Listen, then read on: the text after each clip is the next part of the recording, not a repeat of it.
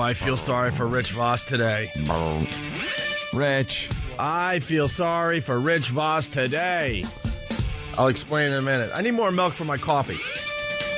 Ooh. Not you. Go get Jared. Jared!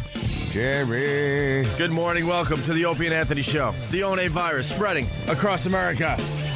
It is Whip 'em Out Wednesday, everybody. Yes, it is. What an important day. It's Whip 'em Out Wednesday until the lawyers take that one away from us. So let's enjoy Whip 'em Out Wednesday before they take that one away well. Push it until they just say, no, you can't do it anymore. Whip 'em Out Wednesday, it's great. Get a bumper sticker on your car. Or just put a wow on your vehicle. What do you got, a dirty old semi-tractor trailer? You could scrape the word wow on the back. And then you're driving. Then all of a sudden you look over to your side and you go, hey, why is that woman flashing me? And then you realize, oh, it's the wow I had on the back. She must be an O&A fan, supports the program. So do I. And then before you know it, you're seeing great boobage on your way home from work, on your way to work, whatever. Yeah. It's a great promotion that all it takes to be in it is a wow on your vehicle. And the prize, a great little view for your drive home. Better than concert tickets. Oh, please. Unless it's front row tickets to Tool, which we will be giving away later on this morning. Wow. So Whip 'em Out Wednesday is happening today.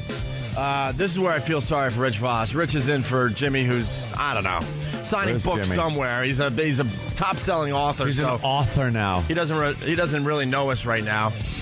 And then the book will fall off the charts eventually, and then he'll be our best friend again. That's how Jimmy rolls. That's how Jimmy rolls, absolutely. So he's somewhere. I can't even keep track of his schedule. I don't know. Is he on Jimmy Kimmel today? Is he in Chicago? Is he in Canada? Where is he? Where is Jimmy Norton? Sitting down in some talk show going, that's my new book. Let me share with you a few anecdotes from my latest tome. I know he was trying on, like, smoking jackets the other day. Was he? Oh, yeah. And ascots and a pipe. And an ascot. He's trying to get that whole author look going, so. Yeah, good luck. So we got Rich Voss filling in for Jimmy today, and this is where I feel sorry for Rich Voss. It's Whip 'em Out Wednesday. Yep. It's also Cat Noise Wednesday in honor of Jim Norton. Yuck. And this is where I really do feel sorry for Rich Voss. Finally, it's Butt Rub Wednesday. And that's Jimmy's bit, and you're filling in for Jimmy. So guess what? What's that? You're gonna have to butt rub someone today. I'm sorry, it's in the rules. Butt rub Wednesday. Look, I don't make the rules, but they're in the rules. Yeah, with your butt, that would. And I know you don't rub. like being touched or hugged. You barely like shaking hands. But guess what? Sometime this morning, you're gonna have to butt rub somebody. If it is deemed that somebody maybe screwed up, or just randomly walks in the studio. And we decide he needs a butt rub. You will have to pull down your pants, and underwear, exposing your butt. Yes. And the other person does the same, and then you gently rub your cheeks together, like you're trying to start a fire. Yeah. Start a fire. Why are you looking all horrified? It's in the rule book. I don't make the rules, Rich. I'm sorry. Don't look at me. But if you don't do it, the whole show falls apart. Yeah. You don't want that on you. Well, I mean, I'm a team player and everything. Yeah. This might lead to something else. What? Oh, he's thinking it might actually get something started. What do you mean? Can it be a hot girl that walks in and we do butt It's rub? never a hot girl. That's too easy. We could all do that. I mean, Never. come on. And, if you're a team player, you just got to deal with this somehow today.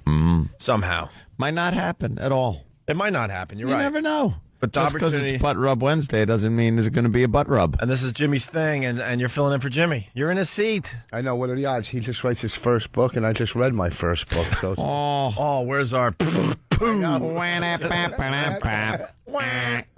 So sometime this morning you might have to do the whole butt rub.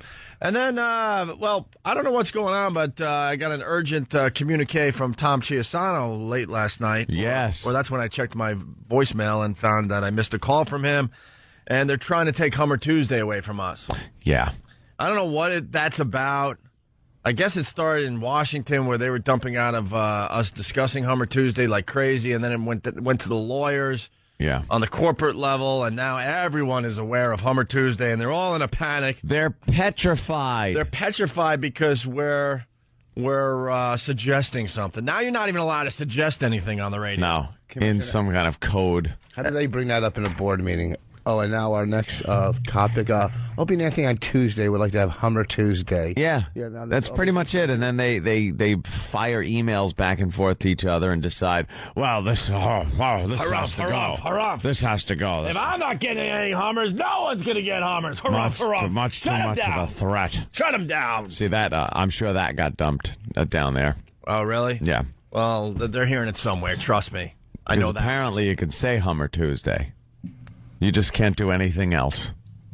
That is so stupid. I know. And this is why I did not want to meet with the lawyers a couple weeks ago. Because remember, we were sitting there with the long table, and they're like, we're here to help you. We're really trying to help you guys do a great radio show. Another bit gone. Instead of trying to help us out and try to figure out how we could get this done, they're just taking another bit away from us, making it a little harder once again to do the radio show we know we can do. I've read a lot of transcripts of shows that have been fined, and how innocent Hummer Tuesday is and the way we present it would never get fined. It just, let's be real here, it just wouldn't. There shouldn't have been one email written about Hummer Tuesday with the lawyers.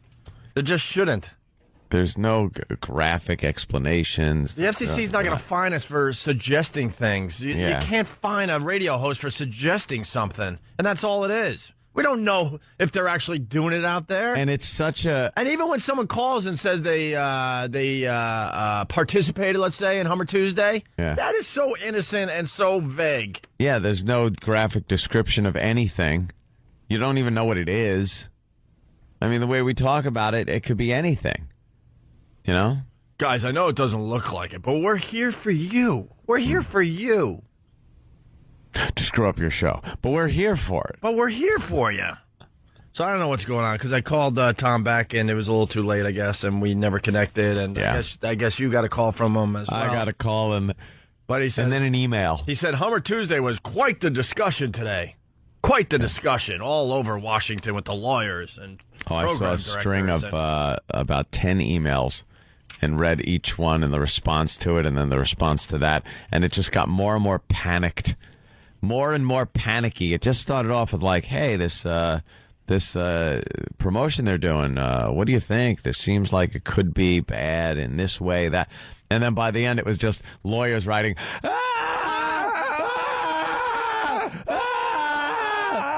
millions of dollars. Shut up. Lawyers. Unbelievable. Anybody, and then they look at you right in your eyes and go, we're really here to help you. No, you're not. It's not your job on the line to try to get ratings and try to get people interested in your radio show. Nope. I think they would look at this whole thing differently if their jobs are on the line, if they had something to lose. But instead, they don't have anything to lose. They just want to play it as safe as possible. And then they fire us because we don't have the ratings that they need to sell. And then they throw another show in here. Slappy and wappy show. And then the lawyers continue effing up their show. Yeah. That's the problem. Apparently not as bad as ours, though, from what I hear. Oh, my God. I'm hearing things. God bless Philly, man. They're getting away with murder down there. Philly, L.A. I'm hearing, like, things, people are getting away with murder. The stuff I was hearing in Philly and the words they're still allowed to use down there, and we're attempting to compete with these same shows. Mm-hmm. You got to be kidding me. But they don't care, because they'll just get another show in here, and then they continue with their jobs. Yeah. That's all that matters in the end. They keep going. They don't care. If there's trouble, though, their job might be jeopardized. So that was the big news overnight. Hummer Tuesday's in jeopardy for some reason. Are we allowed to still say it, but we're not allowed to take phone calls? Yeah, can't do anything. Describe it any further. Oh, it's great radio. We just say it. Hummer Tuesday. Oh, because that makes for exciting radio. Yeah, just to say it. Oh, thanks for allowing us to continue saying that. Do you know? I guess that's a victory for us. Right? I also got this inkling that somebody thought that it might have been a tie-in to the Hummer vehicles, and asked, is this a sponsor thing? Because if it was, of course, there would have been no problem with it. Yeah. If there's some cash rolling in because of it, all right, there would have been no problem. All right, then let's sponsor Hummer Tuesday, and then, of course, it'll be all right. Of course it will. Someone go out and get Hummer, the vehicle, Right. to sponsor a Hummer Tuesday, and then we could talk about it. Holy crap. Like, hey, give a Hummer, and we mean the vehicle. Yeah. I mean the vehicle, a Humvee. The other thing that happened overnight, E-Rock found our old instant replays. You know this stuff. No. Boring. Yes. These things. Yeah. Okay. Yeah. All the sounds that are getting way old. Alert. All this. Yeah. He found our old machine when we were at NEW, and he's like, it would be such a great bit to just plug it in and see what's on this machine. You guys haven't heard this machine in like 5 years. Yeah. He goes, but I already kind of listened to a lot of this stuff, and we're going to just have to do it over at XM because there's no way we could play any of these sounds anymore. And 5 years ago, we were playing on a daily basis, and there was no problems whatsoever with anybody. We should just plug it There was in. no problems with lawyers, no problems with the listeners, no complaints came in. But E-Rock's going, we can't play half this stuff anymore. We should just plug it in and see what gets dumped. Just sounds? You can't do sound like, what is it? Yeah. No Well, sounds Thursday? And it's not even like curses or anything. It was stuff that was completely legal 5 years ago, and for some reason, some of this stuff is not legal anymore. It's just ridiculous. You people give other people the reason to get up in the morning to work. That's what we do. Without you two, they would have nothing to talk about or do. That's right. See. Well, That drive would stink. Eventually, we're going to have nothing to talk about because they're taking it all away slowly without helping us, without saying, well, all right, obviously you guys got to reinvent yourself and we're going to take another bit away from you. But this is what we're working on to kind of help you guys as we move forward in this new climate. That's the problem I have with this company, with corporate and with the lawyers. They're not helping us. They're just hindering us at this point. They talk about the new climate. We know about the new climate. All right, That's so what we're help us doing. get around this stuff. We're working. That's all we're asking for. We're working within it. That's ridiculous when people say you have to reinvent yourself. You change with the times. You two aren't going to come in tomorrow like they said with pipes or, being sports That's what I guys. wanna Just how do. you reinvent yourself. So No, you there's- just change with the time. Yeah. We constantly change. I mean, we've been at this 12, 13 years Yeah, now, and and our show that we do now is drastically different than the first show we did, which is drastically different than the show that we did at NEW. It's always changing, but the problem I have is they're taking so much stuff away from us, but supposedly we work for this huge conglomerate, this huge corporation. I need my echo. Huge! And they don't give us anything. Yeah. They really don't give us anything. What they do is take stuff away slowly but surely, one thing at a time. Like this Hummer Tuesday, to most people will be like, why are you guys bitching? Well, because we added to the list of all the other things that have been taken away in the last 17 months. A lot of things. And you know what? When you fast forward 17 months and you look at this list, it's pretty impressive, the stuff we can't do anymore. They're just chipping away one thing at a time. Chip, chip, chip, chip. Yeah. It's disgusting. So I guess we got to talk to Tom about that. But I guess we'll be allowed to say Hummer Tuesday, and that's about it. Yeah, that's it. That's wonderful. Happy Hummer Tuesday That's wonderful. So on Tuesday. Well, it's Wednesday. It's Whip Out Wednesday. We'll see how long that lasts. let's say hi to Frank in Massapequa. Frank, what's up? Hey there, Frank. Oh, I know they've been having the discussions about Whip 'em Out Wednesday because when we met with the lawyers and we kind of brought that up, they're like, "Yeah, we're well aware that you're still doing it." And they're like trying to figure out how to take that one away from us. No one's ever been happy with that one. And they're going to try to take that one away from us eventually as well. And they'll do it in such a smooth way. And that'll just go away as well. And no one gives a crap that it was probably one of the biggest things ever invented in radio. And they'll just take it away like it's no big deal. I think the way they do that is to stop printing up bumper stickers. Well, they haven't printed up brand new WOW stickers. I know. This Quite a while. station here in New York flipped. It went from a talk station to basically an alternative rock station with the K-Rock call letters coming back. I don't see WOW stickers. That's something in the old days. That would have been one of the first things. Hey, changing the call letters back to K-Rock, and look, open this box, boys. Brand new K-Rock WOW stickers. Have big sticker stops all over the city, but no. I think K-Rock's been back, over a month now, right? Yeah. Maybe a month and a half, and not even a sign that we have WOW stickers on the way. Let's say hi to Frank in Massapequa. What's up? What's up, guys? First of all, you guys are the only reason why I don't rip my radio out of my dashboard. Thank you, sir. The second thing is lawyers will tell you exactly what you want to hear. So, but the main concern, their first priority, is to make sure they don't get sued. So they'll talk smooth to you, tell you, "Oh, we're here for you. We'll take care of everything. Don't worry, we got your back." But yet they're going to try to, like you said before, chip away, make sure that they don't get sued. So yeah, they're just priority corporation. That's it. There's a lot of chipping away. I mean, there was a lot of discussions behind the scenes. They want us to meet with the lawyers and try to work some things out. And Anthony and I just didn't want to meet with the lawyers because we know how this goes. And they're like, "But we think this is very, very important, and you guys really need to meet with the lawyers so we could figure this out, figure out how we could work together, and figure out how to get some of these things done for you guys." Mm-hmm. And then we sat in a 2-hour meeting and basically listened to the lawyers tell us why we can't do stuff.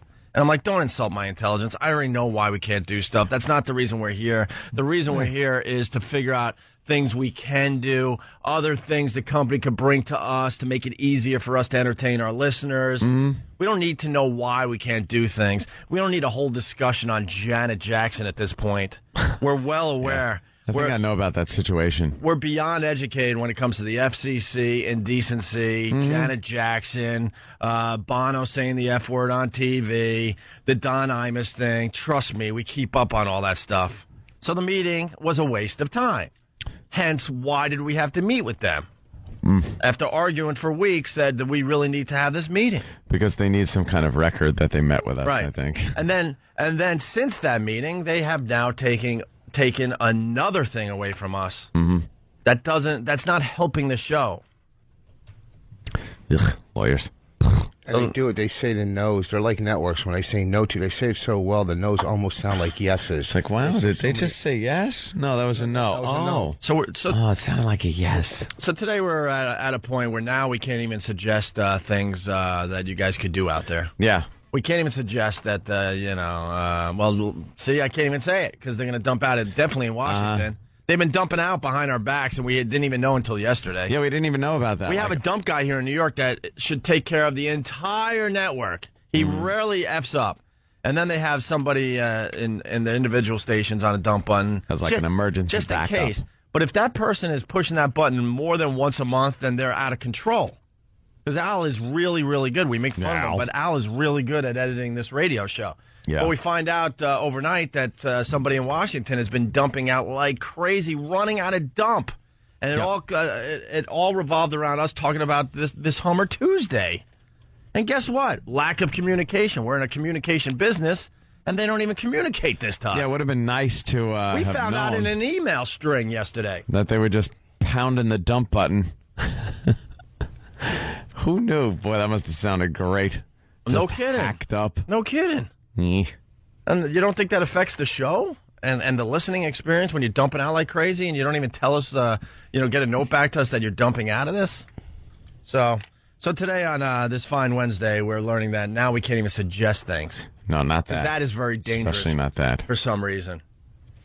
I don't know. Just kind of the situation. What is it with sex? My God, what is it with sex? Everyone seems to like it. Yeah.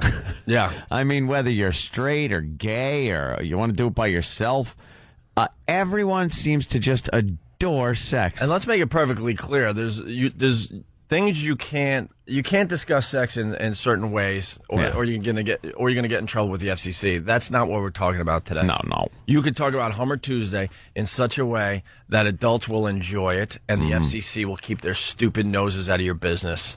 If you walked around with a ballot and Hummer Tuesday was on it and it had yes and no, 9 out of people would put yes on it. Who would say no to that? Like who? If they even knew what it was, our listeners know because they know like the whole thing. But like, yeah, everyone likes sex and stuff. But for some reason, everybody just has this problem with hearing about it. Yeah, even in the most vague terms. It's such an uptight society. Oh, it'd just be great to get on the radio and just openly talk about what you did last night in the sack, or what your fantasies are, or what you've done in your youthful conquests. In not disgustingly graphic detail, but with a few details in there. Sure. Maybe it would educate some people, make them better lovers, and make happier couples. But for some reason, they scream, "The children!" Oh, my God! The children! How many children that haven't heard any of the words are actually listening to this show? Yeah. Well, I know we got a few, but they listen. They're dirty-mouthed little kids anyway. Their parents raising them like crap. Yeah, they're helpless. They're listening to this show. They're cursing in front of their parents, calling them by their first names. Yeah. Hey, Mike, Carol. Hey, listen, we got to take a break. We'll continue. So we're kind of, we're a bit angry, so someone's going to have to suffer today. That's how we roll. That's how we roll. You're going to suffer. That's how we roll. Find a Harry Potter line. We're going to have fun today. Oh. That's how we roll. Find a Harry Potter line. Someone has to suffer. If there is an adult that cares an iota about any part of the Harry Potter book being spoiled, you need to just... Than, you care about it. Yeah. Oh, my He's God. a big fan. Than loves the book. Baby. It's a baby book. It's got the colorful little pictures on the cover. He's holding up the brake sign. Oh, it's embarrassing. Well, on my ride in this morning, I saw a lot of lines. Yeah. Well, people are lining up for the book. I say someone has to suffer today to make ourselves feel better about ourselves. I say drive by. Huh? Drive by. Yeah. A drive-by spoiling. Drive-by bullhorning. A drive-by spoiling will happen on the show. Is that okay? The lawyers will allow that, right? Well, there could be repercussions if somebody gets up in anger and hits their head. Shut up. Go away. They go 20 levels of danger with anything we talk about. Go away. We need some young lawyers with some bright ideas and new ways to look at things. Some young gunslingers. Ooh. That understand what we're trying to accomplish with this radio show and actually have ideas to help us out instead of making it harder. We need young gunslingers. Yep. All right, we got lots to do today. Rich Voss in studio. We got Lewis Black calling in today. Very cool. It is Whip 'em Out Wednesday for now. They'll probably take that away.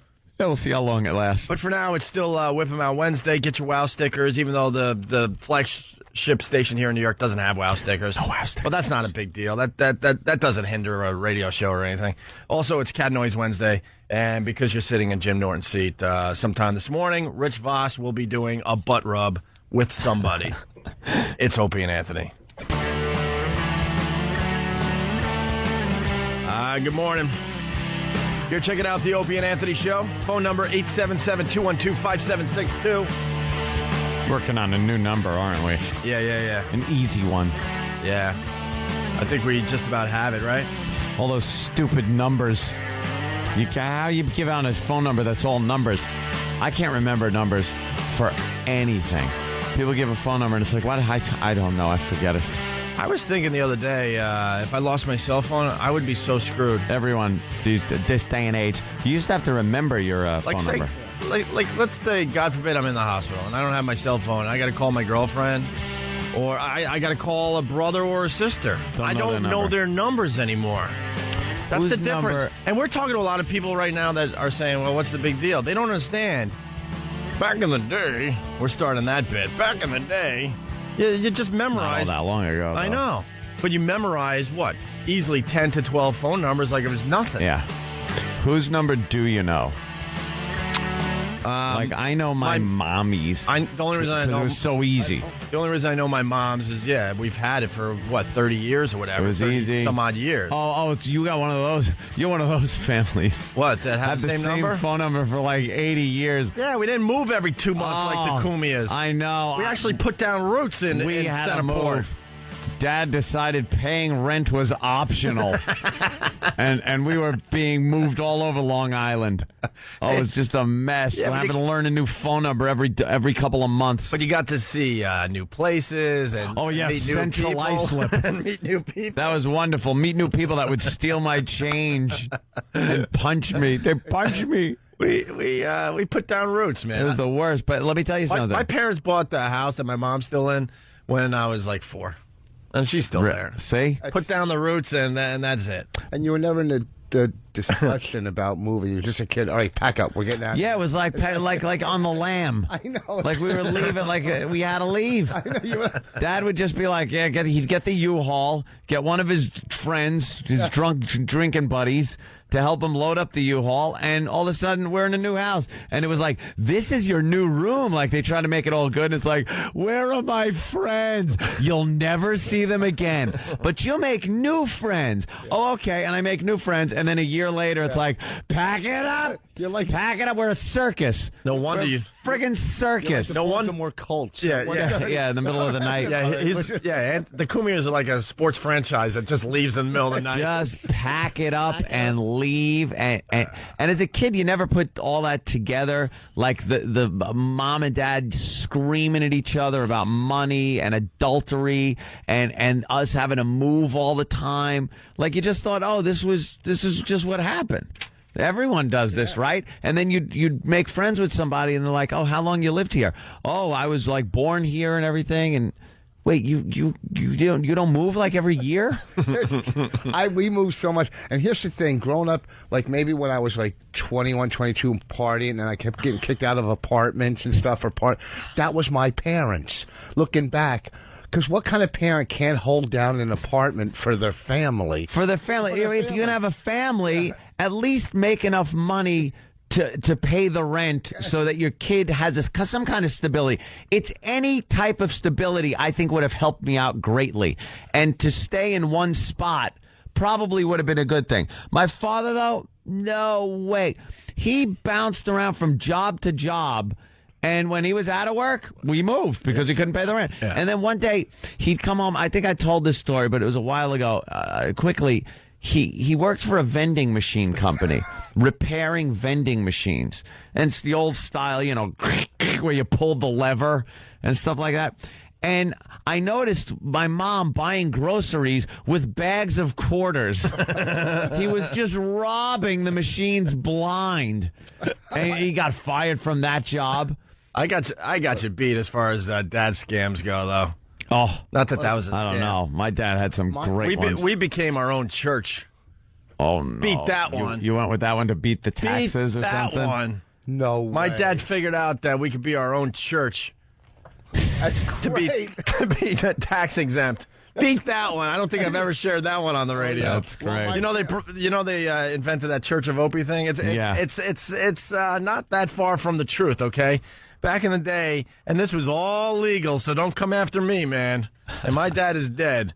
But my dad figured out how to beat the system. We became a church. Now, Reverend, we had a large family, and all of a sudden we were a church. And we had to walk around with tax exempt forms to save on taxes. Oh my God! That's how poor we were. Well, you're paying for it now, aren't you? What goes around comes around.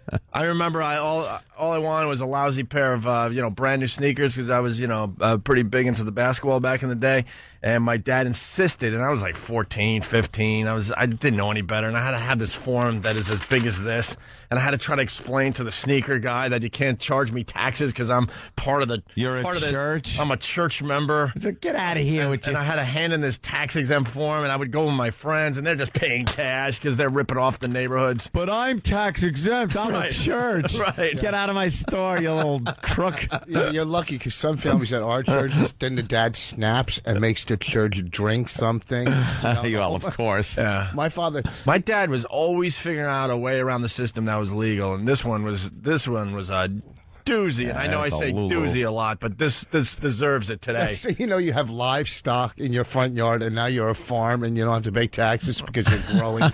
Right. We're growing corn, and we have livestock. Yeah. My father would have a new rich quick scheme too all the time. I remember once being at a party, and he has all these packets of instant food, and this is going to be the next, one day, just no lie, one day he's driving a Rolls Royce, the next day we're taking a bus. It was like. So you are the same father as I am. It was unbelievable. I try to explain this to my girlfriend. I'm like, because she sees where I was brought up and stuff. She's like, this isn't a poor neighborhood. I'm like, no, you don't understand. Like, my dad paid cash for the house that my mom still lives in, but then, had 3 or 4 mortgages on the damn thing, died without any money in his bank account. And then every once in a while a check would come in and we would be living high on the hog. Yep.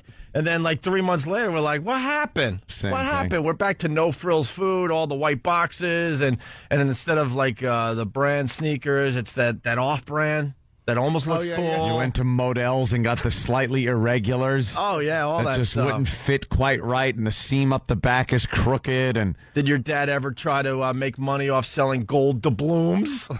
gold doubloons. We got a shipment of gold. Where did those come from? We got a shipment of gold doubloons. A pirate ship. That was the thing. That was the big investment. My dad Oh, my would write God. down on his applications and stuff, whatever, that he was an entrepreneur. Yes. And there was a time we were selling gold doubloons out of the house. Beat that one. Pirate loot. You're selling Pirate loot. You're selling booty. Yeah, we were selling booty. Booty out of the house. All the profits go back into the church, or did he? I don't know how long the church thing happened, man. That one was the weirdest one, but we were selling gold doubloons and pirate loot. Trying to remember some of the other things we were selling. Oh, my dad was big into making buttons for a while. My dad was what they called, and this goes along with I think all of ours, is they would call it back in the day being enrich. Oh yeah. Let's exhume the word for a minute. Yeah. It was enrich. Yeah. Because we would go without food, go without a place to live. We'd have to move. But then he'd get like this windfall somewhere, I don't know what, and decide he was going to buy a dune buggy. So instead of like paying the rent or something, there we are like buzzing down the road in a dune buggy. Nice. And for the kids, it was like, wow, this is cool. But your mom's like, you son of a bitch. Mom is cursing, and then they get into a big argument, and I can't understand why they're arguing because that's so much fun. Daddy got a dune buggy. Why is Mommy mad? Mommy's an idiot. Like, I couldn't understand Mommy's mad because we're moving in a month because Daddy got a dune buggy. I remember laying in bed one night. My father, he would show up every who knows when, come home. Yeah. And he wakes me up in the middle of the night and brings me out to the dining room, and there's a train set the size of the dining room table. I mean, there's tunnels. There's this is the biggest train set on the planet. It's like like real life mountains and Everything. tunnels Yeah. and Exactly. little cars that wait at the train crossing, Yes, and right? little Yeah. All little people. He won it in some card game or something. He wakes me up, and I'm sitting there amazed, and then it hits me, I don't even like trains. But just the fact that he came home, Yeah. I was all happy.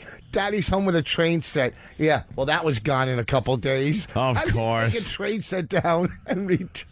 Yeah, what are you going to do for the train set? How dumb are you going to look? Hey, could I have some money for this? Just a bunch of irresponsible asses. I got to get with my brothers and get the list of things. I mean, it was always another thing. I mean, we were investing in oil overseas, and also we get a shipment of like silver pennies that supposedly were going to be the thing. I'm trying to remember everything. Your dad was Ralph Cramden. Always had some kind of he would sell elixirs. elixirs of a covered wagon. Oh, yeah. He had all sorts of powders and stuff that were supposed to help your health and this and that. Way Wow. before that became the thing, like way before all these nutrition stores and vitamin shops, happened. At least he was trying. We went into the Scott and the Flim Flam Man.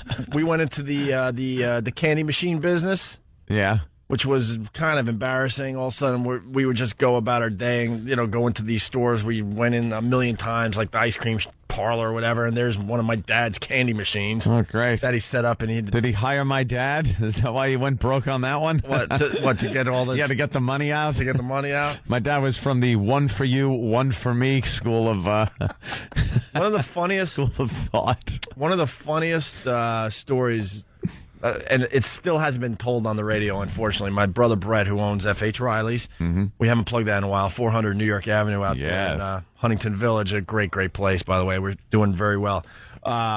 He tells a story about how my dad went into the button business, and he would drag Brett and his twin brother Quinn around to sell the buttons at local fairs and whip stuff. inflation now? Oh, yeah. All illegal because he would just buy a ton of magazines, and then we'd have to go through the magazines and find Clip out things. and not clip out. We had a circle thing that we would cut out. Like all of a sudden, let's say it was Muhammad Ali because it's back in the day my from God, Sports Illustrated. that's funny. So we'd take the little circle thing and cut out the picture of Muhammad Ali and make a button out of it. Press it into the button. But to press it with this button machine, we're just little freaking veals. We have no muscles yet. Your whole body has to push on this thing to get the button made. And I was off to college, so he recruited by Brett and Quinn to go around to the local fairs to sell the buttons at the fairs. Oh. And they had a whole speech they had to memorize, and they had to wear a big mesh hat that was way too big for their head. And on their mesh hat was a huge button that said, "I am Button Man." Oh no, he didn't. And they had and there was an R-rated book. So the books were in front of them, and you as a potential customer would come up to the table, go through the books, and go, I want a Rolling Stones button. And then it was my brother's job to make the button in front of them with their little weak arms pressing the machine down, struggling. And they had an R-rated book with some saucy pictures, and my brothers were only 11, 10. And they're making boobied buttons. Oh yeah, they're making buttons all over Long Island at these fairs. I am Button Man. But it was an oversized button on an oversized hat that they had to wear that said, "I am Button Man." Now if you look at his brother, but let me tell you something. I got to get Brett on the show and relax to tell a story. By the end of it, your ribs will hurt. It's one of those stories where you beg the person to stop because you can't breathe anymore. You're laughing so hard. Yeah. Jesus. Because you learn from your parents, too, because I would always try to be in a scam or get rich quick. I remember one time somebody fronted me tons of pot, and I started spending the money, and then I bought other things and try to compensate, and now I owe this guy a fortune, and I'm trying... And then all of a sudden I run to a guy, he's selling fake members-only jackets, right? Yeah. And I thought, okay, if I take this guy's pot money, right, and buy 200 members-only jackets, or I could sell them and make that profit. I bought 100 or 200 jackets. I sold 3 of them. I have a closet full of members-only jackets. I'm running from drug dealers. It's the executive, Jerry. Yeah. It's not even real members. They were fake ones. But remember when they were in style? I'm going, I'll sell them outside the club. And it was always a scam. Thank you, Mom and Dad. Yeah. Thank you. Just always trying to, make the quick buck. That's why the second I got sent a credit card application, and I fill it out as a goof, and of course I just, I'm making way more money. I don't even know if I was employed, but I'm like, oh, look at me. I make this much, and I'm employed here. And boom, they send me a credit card with $4,000 credit limit on it. Out of nowhere. Nice. And then on the heels of that, I got another one with $4,000 on it. And I bought a camcorder, CD player, buttons, and a jet ski on a credit card with 25% interest. I didn't care. I wasn't paying it back. I had a jet ski.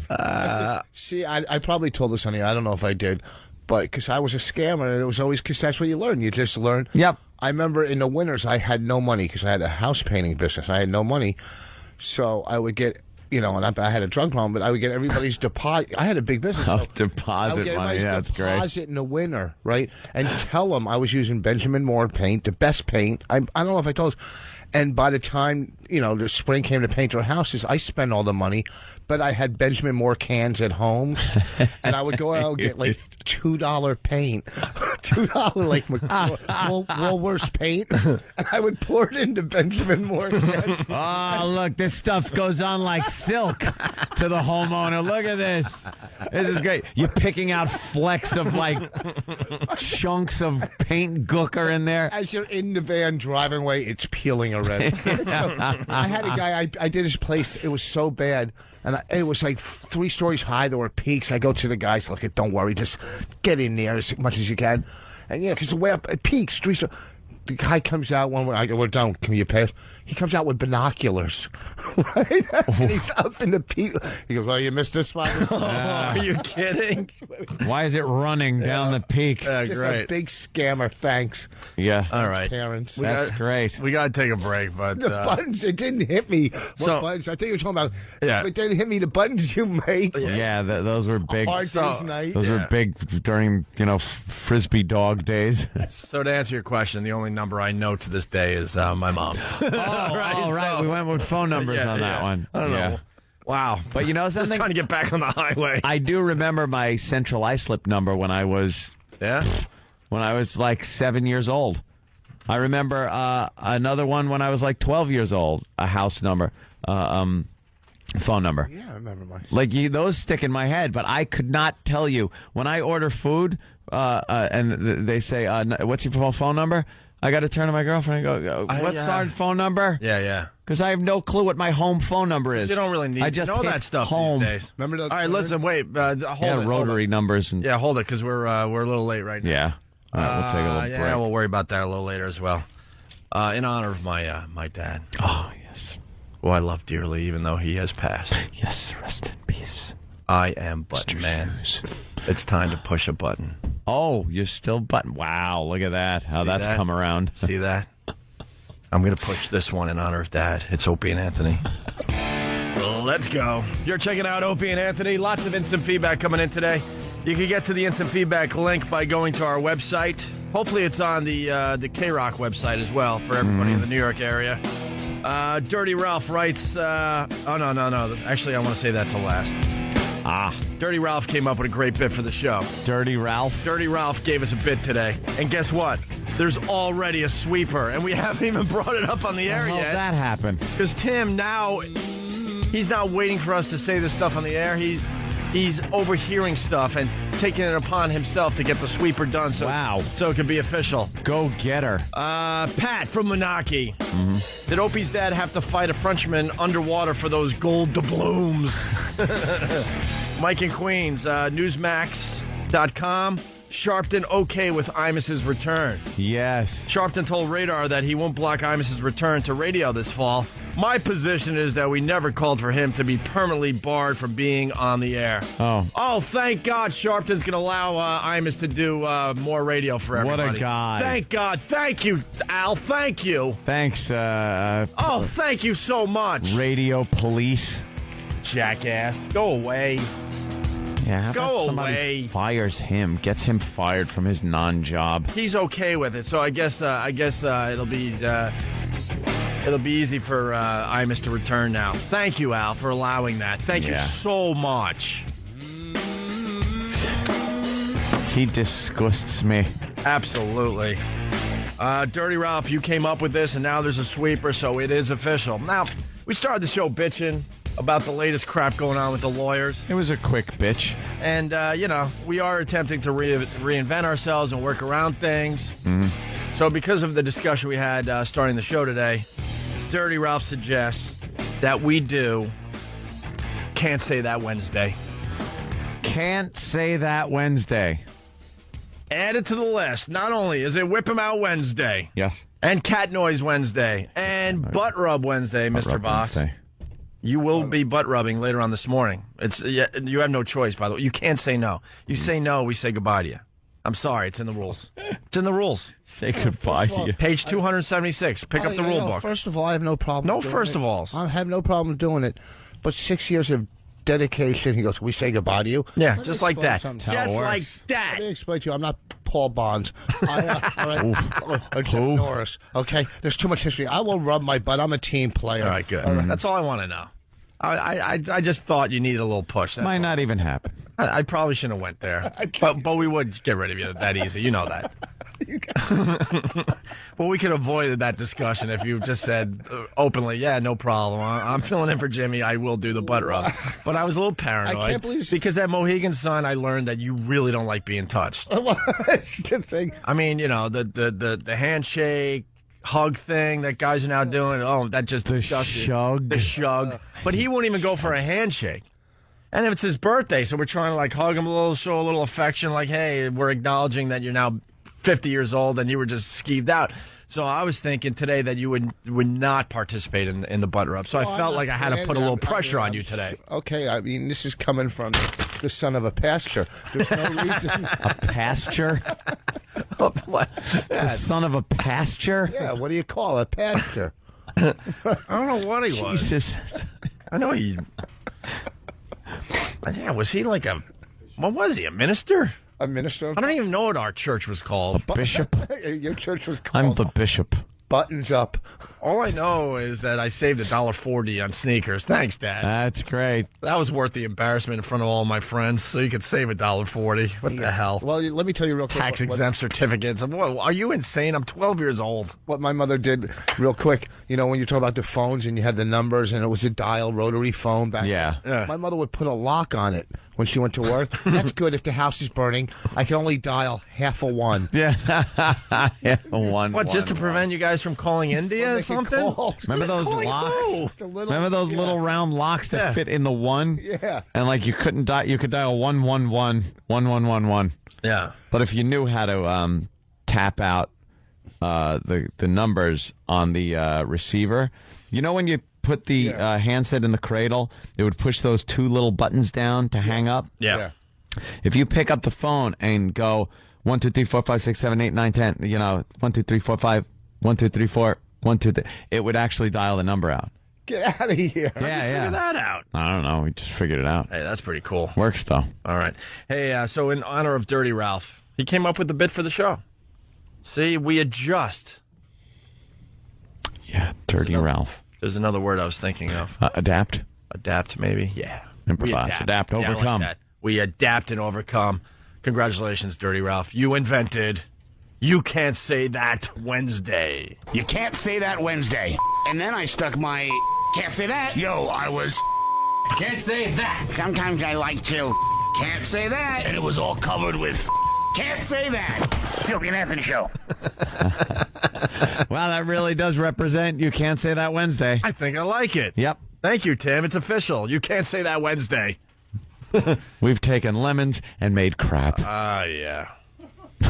Might be better with other voices in it.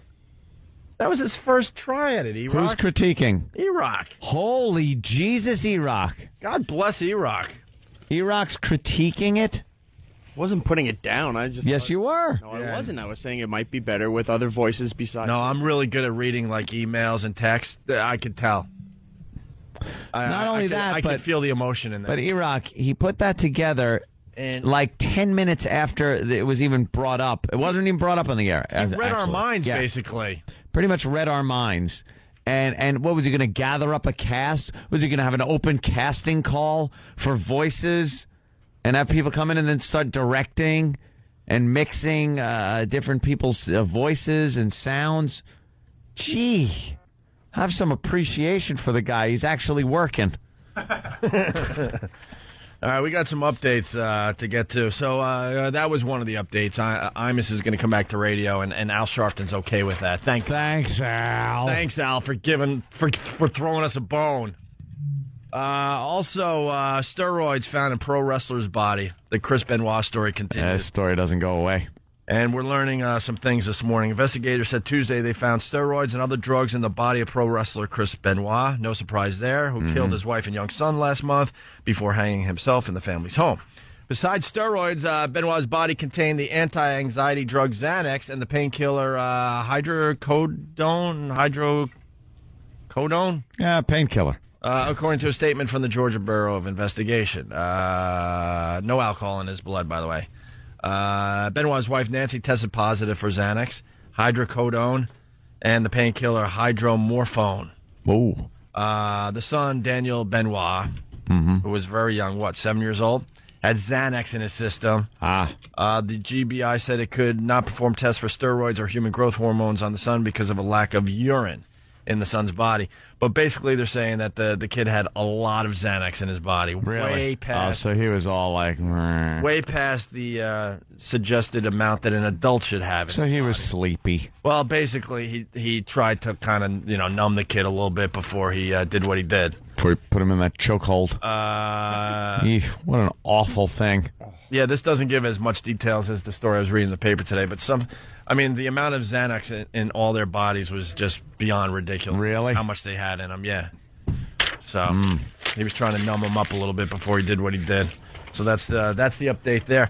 And then do you remember the sniper who took out his wife as she's singing like bad country songs? Oh, yeah. Was it a karaoke bar? No, it was a band. She sang with a band, some kind of country band. Yeah. And this guy was, she was breaking up with him.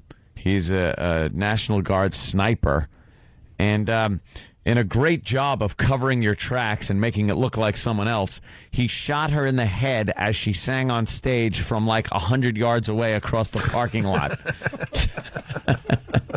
So, yeah, this Which guy... we kind of find funny. I'm sorry. 'Cause it's just like, why? Because it's like, why? Could you at least try? You could have done Use so a many knife. things where they're like, well, we know her husband's a sniper expert. So Sniper. It can't be him because this was whatever. She's on stage in some little crap club. You know the stage ain't that big. Right. She's just singing there, you know. Did he shoot through a window and all that? Yeah, it went through glass, pegged her right in the head, a headshot. Oh. And that's that. She's dead. Well, there is an update. Yeah, here's the update. A military sharpshooter accused of killing his estranged wife as she sang at a bar is dead. Authorities in Wyoming confirming to Fox News David Muniz died from a self-inflicted gunshot wound to the chest. His wife, Robin Muniz, was singing Saturday when she was shot in the head through a bar window. Oof. In the chest. Yeah, so he's done too. So that's why now it makes perfect sense. He didn't care if he got caught, obviously. What's that about? That whole head or chest thing when you're offing yourself with a gun? What do you think? What do you gun Well, for? why don't we ask the guy from Philly? The guy shot himself in the chest. He could have shot himself in the head. Why did he say he shot himself in the chest? He shot himself on the wrong side, too. Just to get everyone up to speed here, we met a guy when we were down in Philly last week. He tried to kill himself by shooting himself in the chest, and he survived. And the scars on this kid's body, unbelievable. And he's in better shape than all of us. He's got abs, and he works. I don't know what the hell he's doing, but chiseled. Yeah, he's basically chiseled, and he's got gunshot wounds all over his torso. They had to go in with all kinds of drains, so he's got scars for that. He's got the belly button all the way up to the chest scar when they had to open him up, and but he put the gun to his chest, and then he realized it was the wrong side. So he shot himself in his right side. The reason he realized it was the wrong side, he was using a mirror. So he's looking at the mirror thinking he's going because he was all effed up. And like Anthony brought up when you shave or something? When you try to use a scissor. A scissor, right. On your hair or a long eyebrow, or something. And you can't even turn it the right way. And you go, but I'm trying. And you just it gets worse and worse. Well, he decided to use a mirror as far as trying to find the heart when he was shooting himself. So, yeah. And that's the reason he's alive. And the kid seems really cool. And I even said after the show, he met us. He was very excited to meet us. I'm like, dude, please don't kill yourself. Just don't do that, please. To me, seems... There's all his scars, and he's in better shape than us. That's because they had to put drains in because his lung collapsed. He's like 24, 25, somewhere around there. Mid-20s, I guess.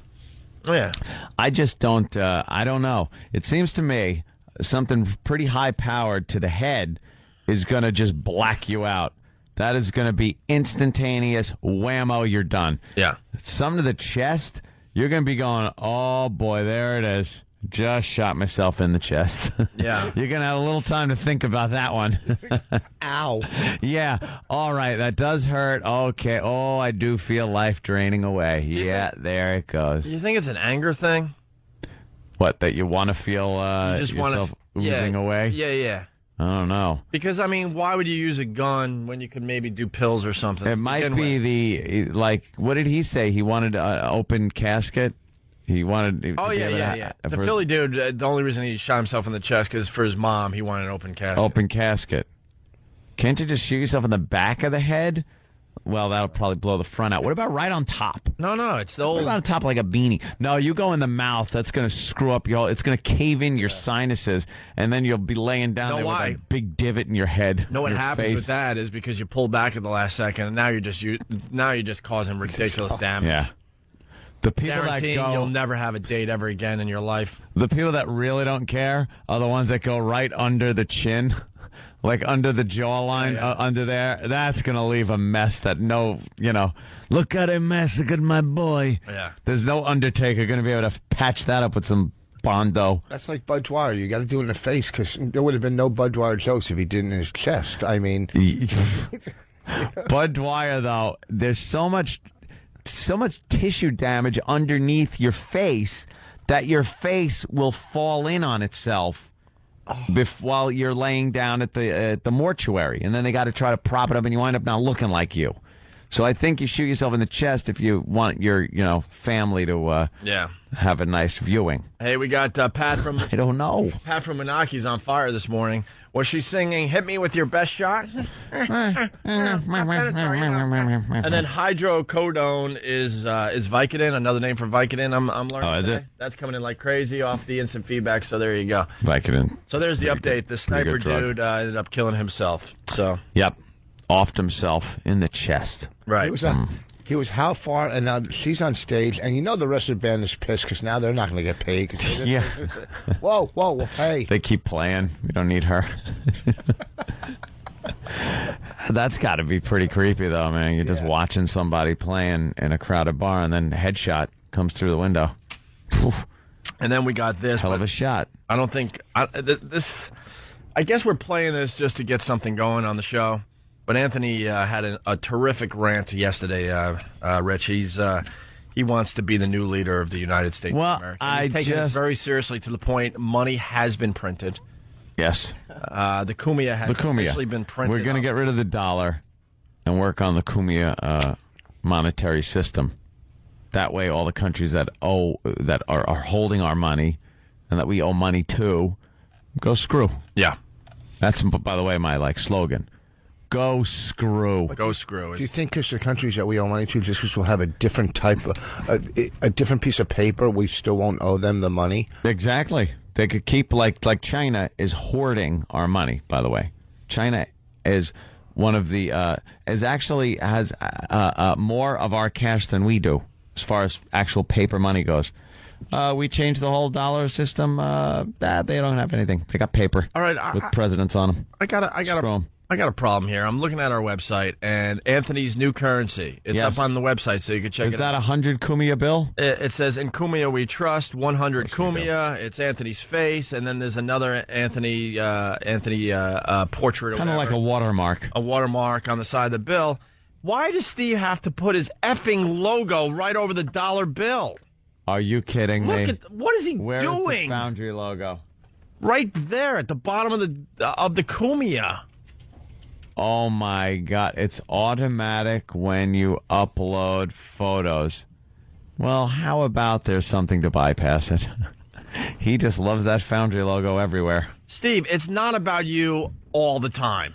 You got to understand that on some level. People want to print this up. They don't want your stupid logo on the Kumia. All right, let's calm down and realize that I understand it's not about me all the time, and it certainly wasn't an egocentric statement to that effect. This is your website. This is your website. I understand that. So then, all right, if it's automatic and you see this on your website, then you go into the program and make sure it's not automatic, because that's just dumb. All right, I will fix it. That's just dumb. I don't care about automatic. It's your website in the end, and you could see how that would be ridiculous, and you should fix it. All right, it'll get fixed. On the sniper's bullet that hit his wife, there was a Foundry. I wouldn't be surprised. You can't have your logo on the Kumia. Ant wants to be the ruler of the world. Well, really, I can't be associated with an organization such as Foundry Music. All right, let's say hi to Danny in Jersey. Danny, what's going on? Yo. Hey. All right, I got a question for Anthony real quick. Yeah. In one nation under Anthony, Yes. will we have the right to bear arms and protect ourselves legally? Very good question. The right to bear arms. Yes, of course. Well, I'm in. Of course. Just can't, use them against me. If you want to do the job the right way with the whole suicide thing, 22. Goes in, it doesn't come out, scrambles. Get the job done. Don't fool around with this 38. Remember that. 44 Magnum will blow the back of your brain out. But a 22 will go in, scramble you. You'll be done. I don't know. Something you can't say on Wednesday, guys. It rhymes with block trucker. Thank you, Danny. Let me just explain what happened. I went to Danny from New Jersey to get a bit going, and he just completely gave us who gives a crap radio. He screwed it up. Because then they get on the phone and they think they know better than us. Yeah. Danny, I was using you because it says have something you can't say. It's you can't say that Wednesday. And so we I was wanted going to go with that. See, we like to take people inside the process, tear down the walls, okay? I was using Danny to quickly say something where we go, oh, my God, you can't say that. Can't say that? And it's you can't say that Wednesday, then it gets the bit kind of going. Instead, he's babbling about something. I didn't even hear him. What an ass. Anyway, let's get back to this. So, Anthony, ruler of all. This is by Bill in Phoenix. The guys are saying it's okay. I'm a little distracted, by the way, because Good Morning America is doing some kind of piece on newspapers and how stories get just worldwide within minutes. And they actually showed the front page of us being fired. No. You saw that too, right? I'm like, what was that on Good Morning America? And then I'm like, did we just get fired? And then I realized it's the last time we got fired. And the big picture of us on the front page of the Post says fired. They had that cover for a story they're doing about stories just going worldwide. Jeez, why the hell that one? Could we get that video? I gotta see what that was all about. I mean, Good Morning America is kind of a big TV show. Yeah. All right. Anyway, here it is. Anthony Ruler. You did see that? Yes. I thought I was seeing things. Me too. I almost brought it up, but I thought you thought. And then I was crazy. And then I stopped paying attention because I'm like, are they doing another story on us? What is this? But I think it was just happened to be. They need a newspaper prop for the story, and they happen just to pull out a really old paper or something. What are the odds? Here's Bill in Phoenix. Anthony, ruler of all. Yes. Like I said, the guys think it's okay, but it could get a bit going with everybody else out there.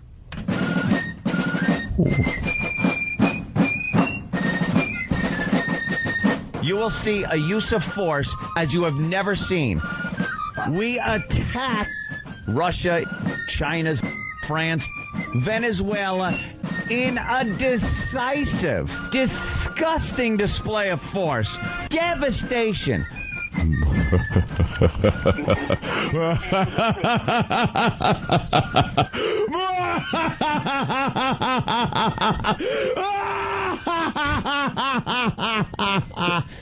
Go screw. Okay, terrific. He took my words out of context. Well, I guess we're trying to keep this,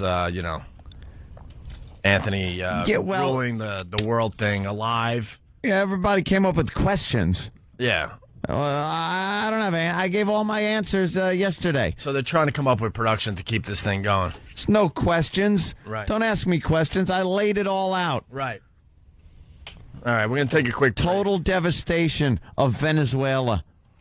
And we steal their oil. Yeah. Venezuela. Then we pull all our troops back to the U.S. to watch the borders, and then we watch the rest of the world fall apart without our input. Why are you going into our protection? Russia? Who cares about Russia? I'm not going into Russia. That guy took my words out of context. Okay, so you're not going to Russia. No, we pull all our troops back to the U.S., invade Venezuela, take all their oil. Now we don't have to worry about foreign oil. And then we pull all our troops back to just defend the United States. If anybody tries to launch any attack, devastating nuclear attack on them. We don't care. And then we watch the world fall apart without us being there to protect everybody and help everybody until they're begging, please, please come back to the world order here and help us. And in the meantime, I kind of run things. That's great. Yeah. There might be some enemies of the state, though, that have to be dealt with. Yeah. Yeah. Sorry, Voss. I'm not an enemy. What's your... Well, we all need a scapegoat. All right. Certain people work better as scapegoats than others. That's what I'm saying. Like, say Friday night, if I was like at Stand Up New York on 78th and Broadway this Friday, would you be able to come down and speak? Yes, very good. Wow. Boy, you could fit those plugs in. You are good. So who do you want to butt rub with this morning? Who do I want to? Well, if anybody right now, I mean, he's the head of the country almost. I don't butt rub. That would look good on my resume. I don't butt rub, and Ant doesn't butt rub. Yeah, I never butt rub. You gotta take it out of the equation. Look, it's in the rules. I would love to butt rub with you, but the rules. Pat Duffy's all the rules scared. state I'm not allowed to. Pat Duffy had his head down like that kid that doesn't want the teacher calling on him, and it's so obvious now that I look at that. No wonder I always got called on when I put my head down, because he's looking like, I don't want a butt rub. I don't want a butt rub. Well, here's the I think thing. Pat Duffy wants the butt rub. Here's the thing. I said I would do it. I'm not going to pick who I want to do it with. It's not like... Who's the hottest guy you would butt rub with in here? Yeah, In who would here? who would you do it with? This is a mess. There's no one. Who do you wish was the drug dealer? Yeah. One of my favorite bits of the last few months. Rich Voss dressing extra sexy. Provocatively, because he heard a drug dealer was kind of gay, and he would get more drugs if he dressed sexy. He'd get favorable treatment from the drug dealer. That addiction's a bitch, isn't it? Because he heard from another guy, it's like, dude, this guy likes when you go in, you know, looking a little hot. So Rich actually dressed for the occasion by putting on little hot pants and a little bippy shirt. It was like a little tied-up belly shirt. It was almost a halter top. You're dressing sexy for your drug dealer. Oh. No underwear. You can just see the outline. Of course. Yeah. And then he would actually go upstairs with the drug dealer, but he swears nothing really happened. I'm going to have to check you for weapons. You did admit I that... will have to check you. I didn't admit anything. You admitted that you lounged on the bed with the guy, right? No, Yeah, he was. No, I didn't admit that at all. You sat on the bed with the guy. You said you went upstairs with the Yeah, guy. I did. you went I up went to the bedroom. upstairs. You and just him. And you sat on the bed. And he had a gay Doberman. Yeah. And you sat on the bed with him. No, I didn't sit on the bed. I sat right across from him. He was leaning on the bed like that. So you had to, like, show him something. Well, Did you sit there? He might have got a peek. Well, yeah, all right. Also, now he's finally admitting that now. Well, He gave one of those leg crosses like, what's her name? all of a sudden, Sharon I'm Sharon Stone. Yeah. Sharon Stoned. It was not Basic Instinct. I forget. I couldn't even think of anything. It would have been so hacky. So he was on the bed, and you were in the chair, and you kind of gave him a little show. Yeah. Show. A little bit. Well, who else would wear that outfit to just not? Of course, you got to take advantage. Showed a little hubba bubba. Little hubba bubba bubble gum. He watched you do things? I can't say that was he. No, it didn't go that far. Yeah, right. It's not gay if the guy's just watching. And so you can admit that. Let's go. Let's He's go. just holding an 8-ball between his fingers, swinging it back and forth, seeing how far Rich will go for it. Yeah. Rich, if I take care of myself. It's one of the better breaks we've done in many months. Like that Michael Myers scene in 54, was it? Yeah. Where he gets the kid up in the room. Yeah. Oh, God. Another gay drug dealer that, if two guys do that without touching each other, that's not gay. If you're just sitting there. And now you're going to at least admit that? Well, this is a different guy. You got a lot of guys. This was a different guy. But does Bonnie ask you that? What's that? How many guys have you been with? Yeah, usually your girlfriend goes, how many girls have you been with? But with How Rich many Voss, guys? How many guys? Just tell me. All right, let me see. Just tell me 1, so we can get through 2, this. 3. Are you talking about the snorting days or the freebase days? Wow. So you actually, did a little something. And, Never touched. And the drug dealer Never did a touched little another something guy. without but touching to get more drugs? You were both in the room together, Uh-huh. and things got accomplished, but you weren't touching each other.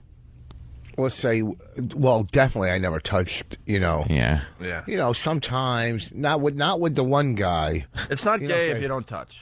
Not at all. So you're safe right now. That with You're me. Oh, safe. sure. Okay. So what guys will normally do in a room alone or in the shower or wherever you might want to, feel good physically, you would do that in the same room with another guy doing the same thing. What's the big deal? What's the big deal? It's another guy. Yeah, Yes, but he was addicted. No, even my friend, even before certainly addiction, was. when I told you this bit. I mean, this is true. When I used to sleep over my other friend Brian's house. Right, we'd come right. home after partying, and we'd be in bed, but we didn't look at each other when we did it or whatever. I mean, we're just two young kids. All right. Yeah, just two young kids. We'll continue with this after the break, but Tim has come in with the sweeper, the new sweeper. For Can't Say That Wednesday. A new one? Still waiting for a listener to get the thing going.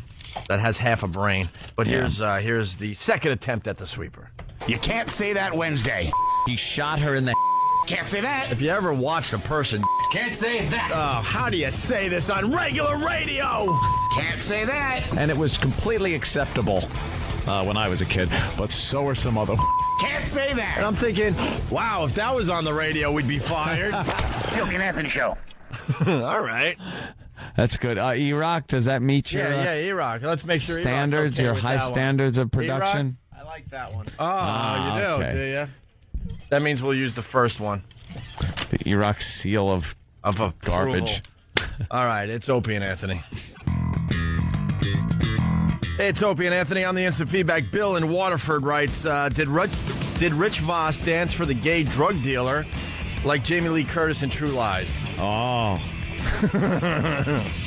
Now do a dance for me. Make it sexy. And I got to take care of something. Ralph from Belleville, Jersey, or something like that. Belleville? Bellevue. No, Belleville? Belleville? Belleville? From Jersey. He's very obsessed. I got to tell you. Got to bring something to the show. Ralph writes every day on the instant feedback. He's obsessed with the fact that I saw Jimmy getting a treat from a woman as he was driving her back to a bus station. Ah, right. As we're driving through Times Square. And today he writes, and he writes something every day. He's obsessed with this. Opie, what's more gay? What he just said, meaning Rich Voss, dancing sexy for a drug dealer to get a little extra. What he just said, or watching a vertically challenged funny man receive oral in a car through the rear view mirror. Tell him that story. I want to see if he thinks that's gay. And I've explained this, and Ralph just doesn't listen. If you're a friend of Jim Norton's, you have seen pretty much everything. Everything. That's not gay. So why? It's like watching porno live. We are driving through Times Square. He's dropping a chick off at a bus station, so she makes the long bus ride back to whatever crap town she was from. And obviously, I know something's going on. And Jimmy adjusts the rear view mirror so I can, get a peek for the shock value. And of course, I look, and then I laugh hysterically because I'm not a homophobe, Ralph. I can handle seeing that without freaking out and thinking of my own sexuality. I laughed openly, like, holy crap, what the F, dude? And then I went back to looking out the stupid window and looking at tourists. That's the story, Ralph. So chill. Every effing day with the dumb thing. How could you not giggle when you see that happen? Thank you. And if you're friends with Jimmy, you're going to see that. Jimmy has told many stories of going down to Rio and everyone sitting around with their you-know-what in a particular state, and they just all look at each other and giggle. I never saw that. I've been friends with Jimmy. You're not really friends with Jimmy, though. You're friends kind of as far as the show goes. Jimmy? As far as the show goes, but you don't really hang with them and stuff. I don't live in the city. And you don't leave your house. I leave my house. Oh, you do? Sometimes. But I'm saying, I had a friend of mine unbuttoned a girl's top in the back seat and was like, kind of juggling around a little bit. Right. And I looked at that in the mirror. Right. And that was kind of cool. Yeah. Way back when. That's not even close to anything. No, it's cool. Dude, think about it. It's this girl I go to high school with.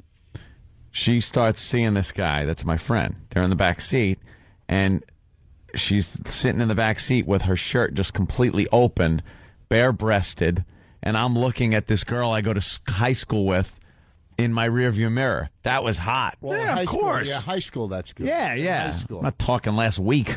And why are you trying to defend the thing? You've seen Jimmy. Not in that act.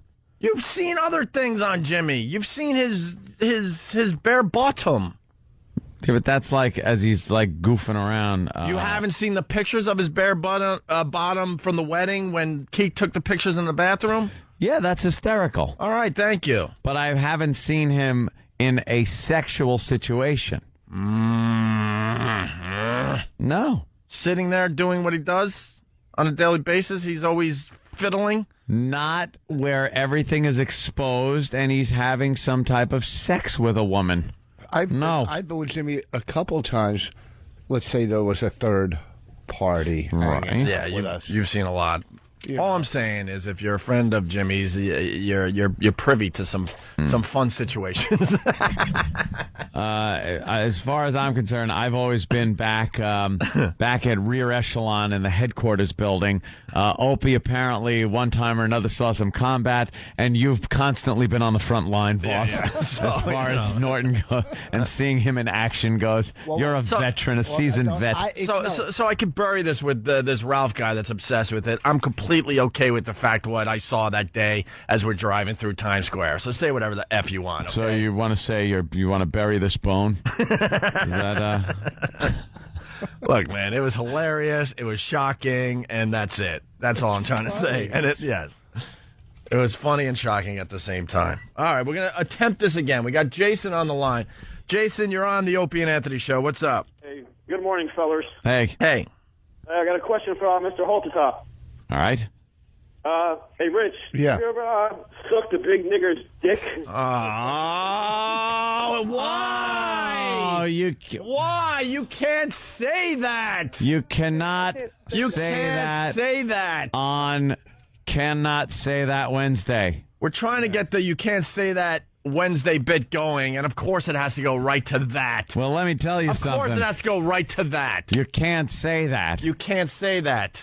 Wow. And that, honestly, that's not what we're looking for, because that'll start other problems that we don't need right now. Are you insane? Can't you just go with the bit, please, in a way that makes it fun for everybody? But it is You Can't Say That Wednesday, and the first attempt was just wrong on so many levels.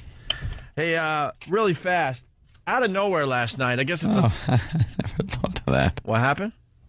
What about the other side? Well, I don't know. They'll take care of that. Someone get it?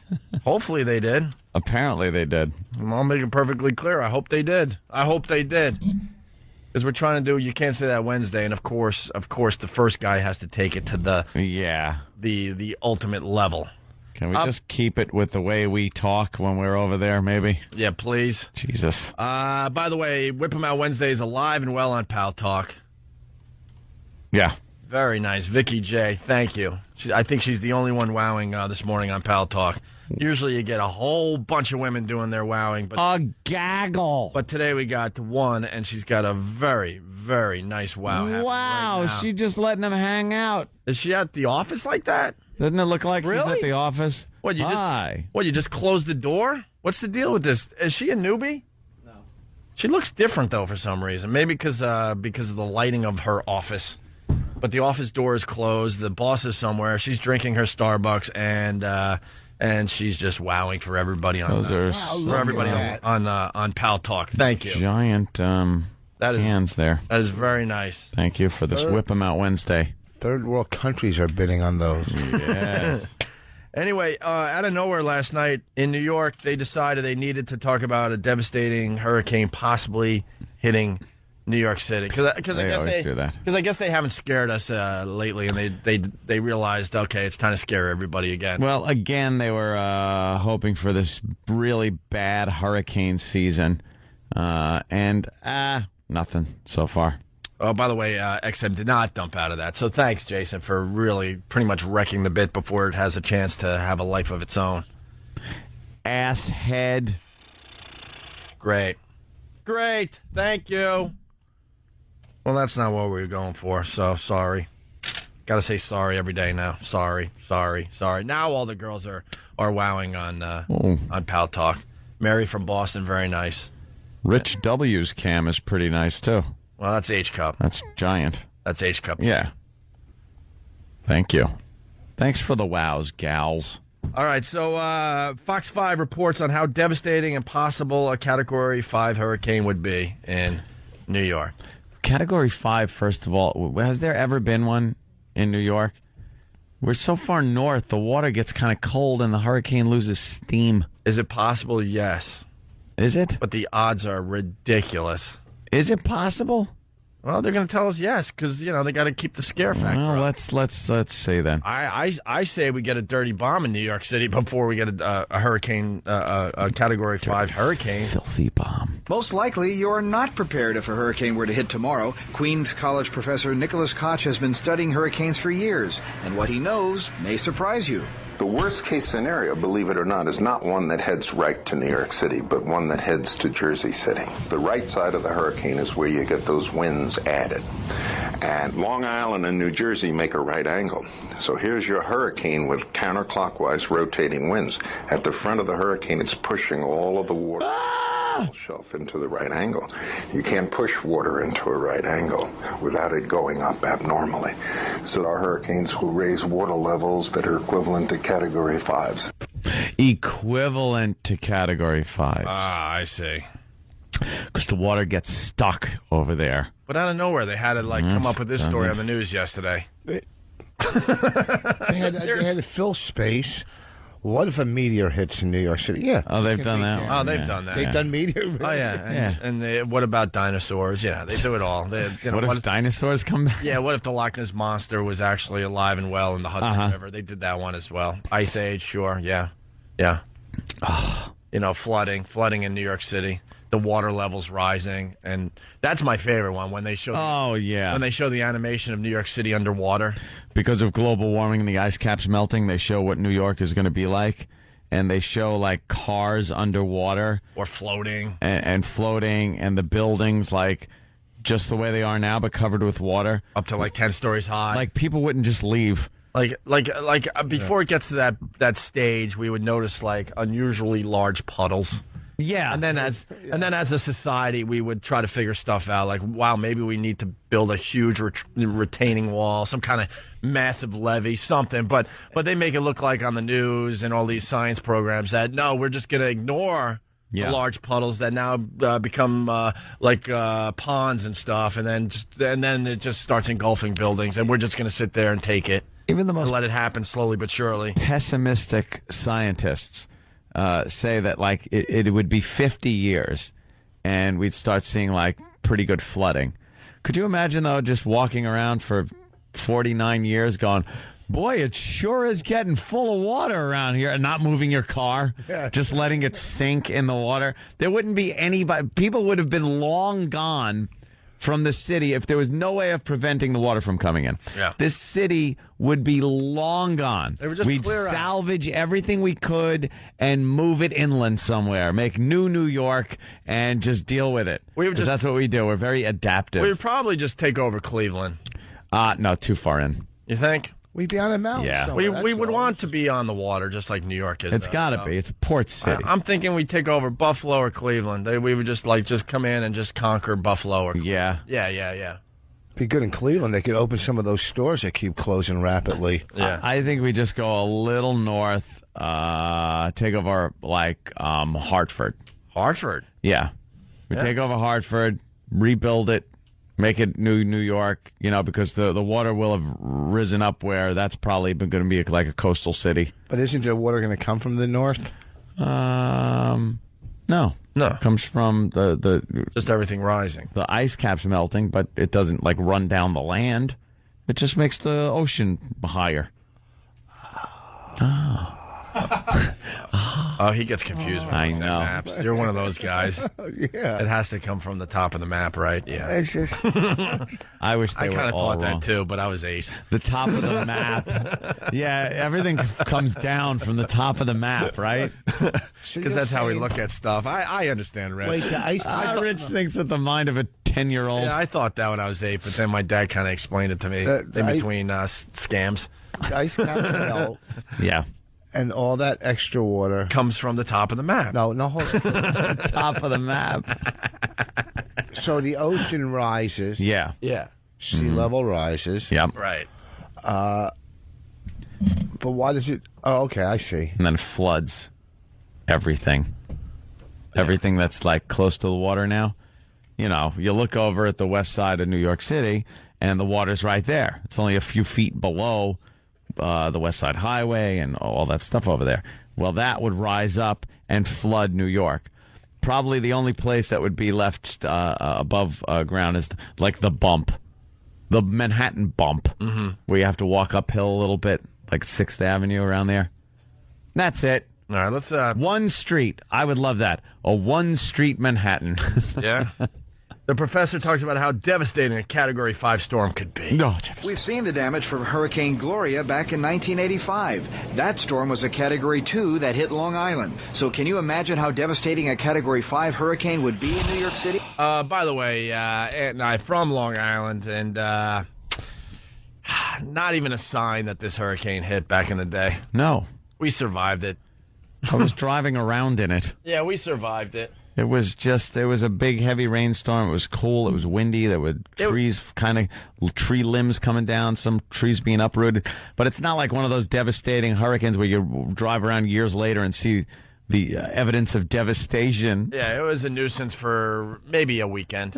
Long weekend. I think by Monday or Tuesday we adapted pretty well, and we, somebody that sells plywood made a lot of money. That's it. A couple squirrels lost their home. It was a Category 2 that hit Long Island. So can you imagine how devastating a Category 5 hurricane would be in New Or a York 10? What will a major hurricane do to an urban center? Take our subways. Our subways are underground. In August, we get these tremendous rainfalls. We pump out the subway, right? What's going to happen when you have salt water in the subways? As soon as that salt hits the third rail, we have to rewire the subway. How many billions is that going to cost? Oh, my God. Economically, it would be devastating. But more importantly, your life is at risk. The news has just got to stop. We're on to you. More and more people are on to the news and what they're trying to accomplish. Who's this over-dramatic? Once that salt water hits the third rail, we're in trouble. And that'll cost could end everything. Devastation with billions of dollars. Oh, my God. Category 5. What's a Category 5? Oh, you don't want to know. Finger of God. Shut up. Yes, Dan. I mean, yes, if a hurricane came that flooded every subway tunnel simultaneously, that would really stink. Yeah. But I don't think that's what would happen. No, of course not. The odds of that happening, I mean, let's just all relax. This is all a Democratic campaign, this whole global warming. Democratic. Rich getting political. Well, that's what this is, because it gets you thinking, the Al Gore, we're all green. Al Gore. The Al Gore, yeah. We're all green, the concerts, all of this is Democratic. Did you say the Walgreen? I said going green, everybody's going green, all this. It's all just a campaign for the Democratic Party coming up for the presidential elections.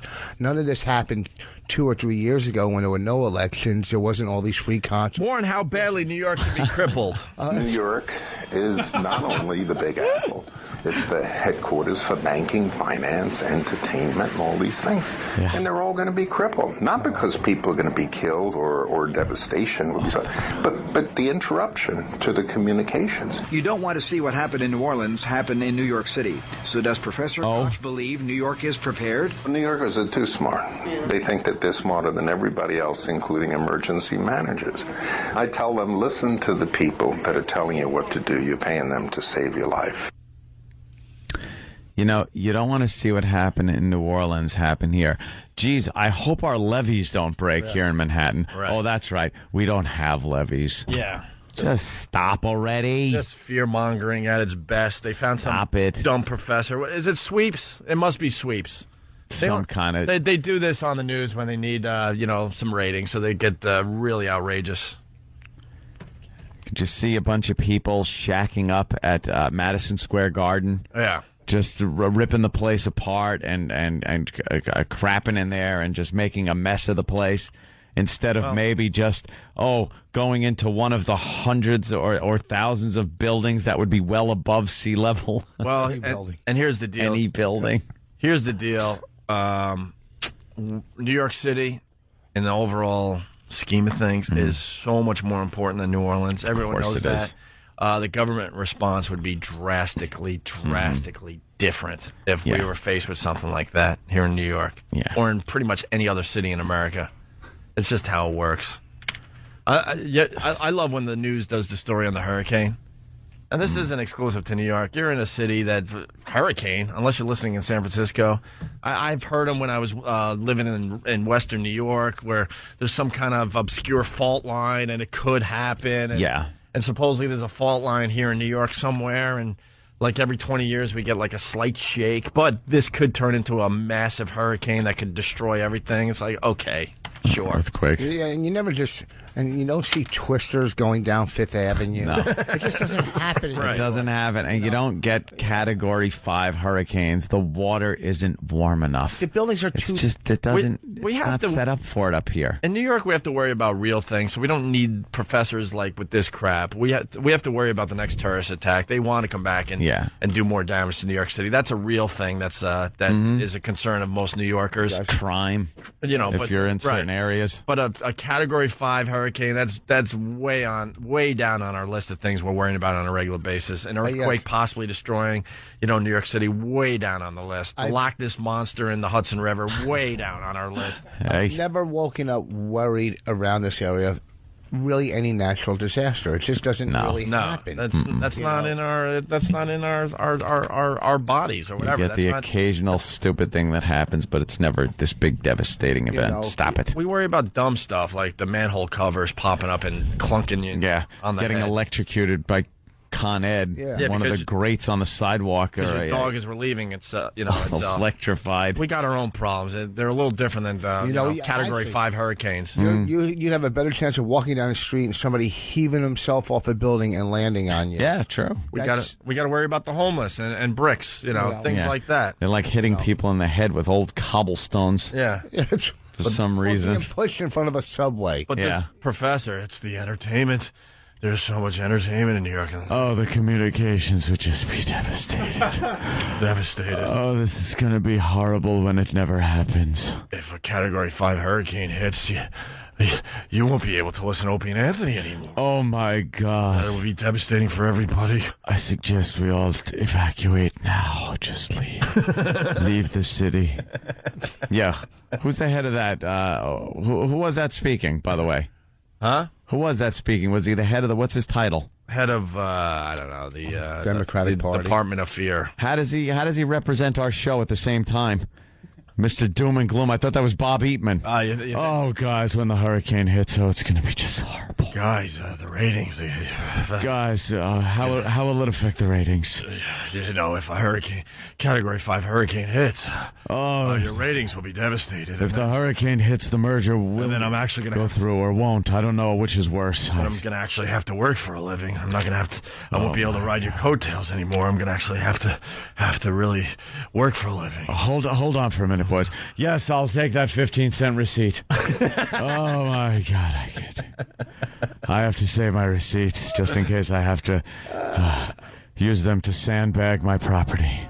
Let's say hi to Dave in Philly. Dave, what's going on? Yo, Ole, what's happening? Hey, bro. Hey, they're doing the same thing down here in Philly. Last night they ran a story on happened if this monster hurricane came racing up the coast. And how the city would be inundated with waves.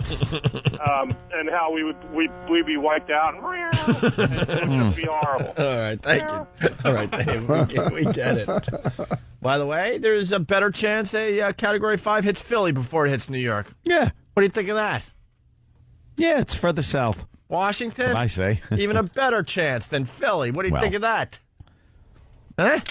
I think you get past those... the Carolinas? Yeah, the Carolinas. North of the Carolinas, and it's all... It's over, Johnny. Yeah. You're really not getting the devastating hurricanes. No. That's our little weather update. All right, let's say hi to Jason in Cleveland. Jason, what's up? Hey, what's up, Owen? Stupid boss. Hey, what's up? Oh, not too much. I just was trying to get in on the Inappropriate Comment Wednesday, calling from Cleveland. Hanging up on him. Yeah. Doesn't know how to do the bit. He doesn't know how to do the bit, guy. That's who he is. You don't set up the bit, you just do the bit. Right. I'd like to do you can't say that Wednesday bit. I like to do the can't say that Wednesday. Yeah, can't say that Wednesday thing. You Hold on to your hats. Here it comes. Oh boy! And he had the nerve to call me stupid. It's called an idiot. The element of surprise. Right. That's what makes the bit pretty good. Yeah, like a pretty good one. He was playing for a prize there. What an idiot. All right, it's Whip 'em Out Wednesday. It's Rich Voss doing butt rubs. It's many, many things today. Gotta get a butt rub in. Yeah. Rub.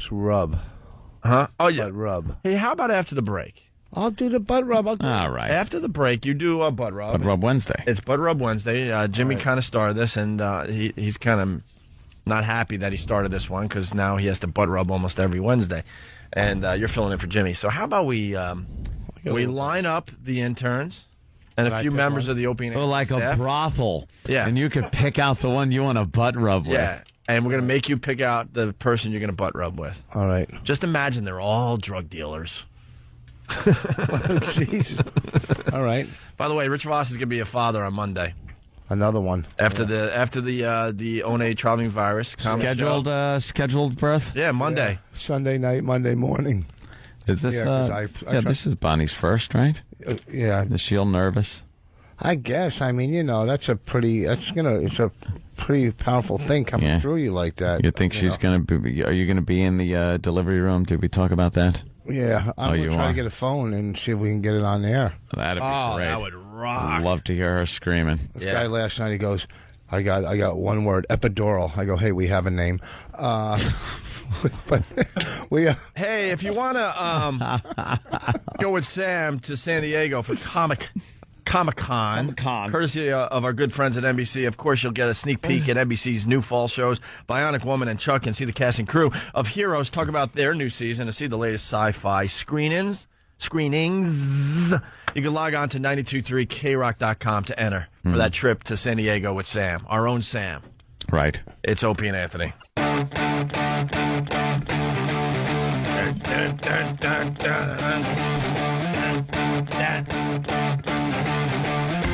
You're checking out the Opie and Anthony Show, getting ready for Butt Rub Wednesday.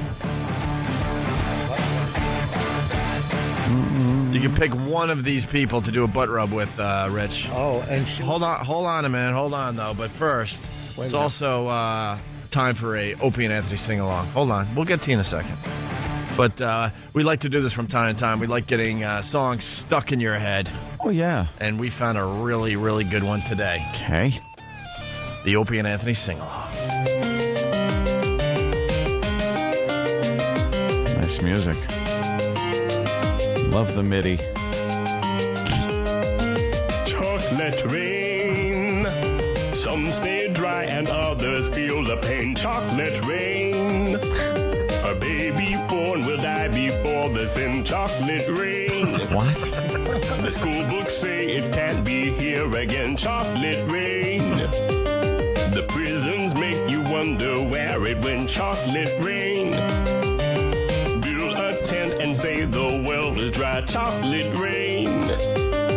Zoom the camera out and see the light. Chocolate rain. Forecast to be falling yesterday. Chocolate rain.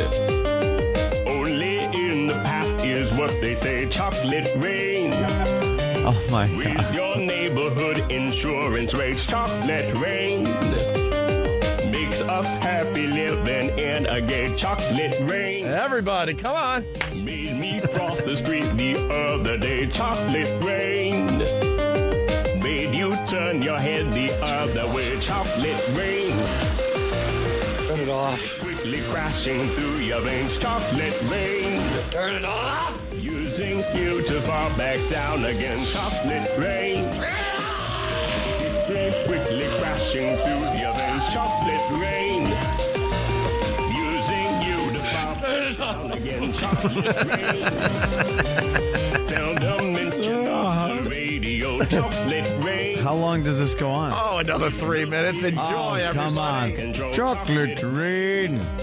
And you're sitting there going, this is really stupid. Well, guess what? A little later this morning or later on this afternoon, out of nowhere, you're going to just be humming Chocolate Rain to yourself. Chocolate rain. Chocolate rain. Chocolate rain. Wants to hear about it now. Chocolate rain. What?